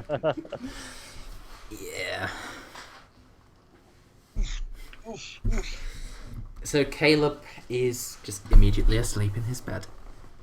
Oh yeah, I have a fucking. Well, no. First, Caleb has a new thing that he does every time when he gets home, and that's check the toilet to make sure that Cthulhu beasts don't climb out and attack him. Not even kidding. He does that every night. Make sure that nothing's coming to get him. He has a bell and a string by his door. Okay, how does he stop the Cthulian beast from crawling out of his toilet? He doesn't. He has a bell and a string by the door. So if the door gets opened in the night, when obviously he wasn't the one doing it, then the bell goes. It's very rudimentary, but it's better than fuck all. Then what if you sit down and it just has to come out? Then, he's gonna have a bad time. For everyone involved. Yep, everyone's gonna have a terrible time. Cthulhu beast first, Caleb pretty much directly afterwards. That's on Caleb's upstairs bathroom door, yes? That's correct, yes. Okay. It's just, if it was on his bedroom door, it may just, he may accidentally wake himself up from sleepwalking.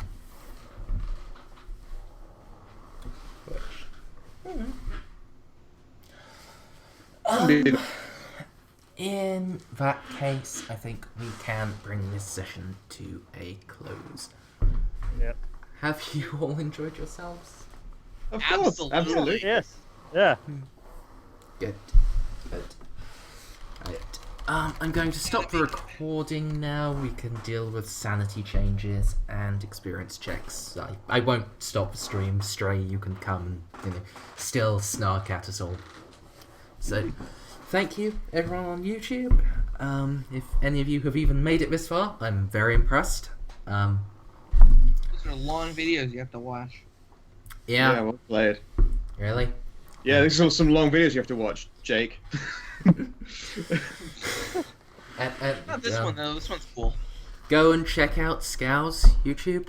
I'll try to remember to put up a link at the end of this, but I probably won't. So, Scow, if you would like to say what your YouTube channel is, I may course, my YouTube theoretically have channel one or is- more people who don't know.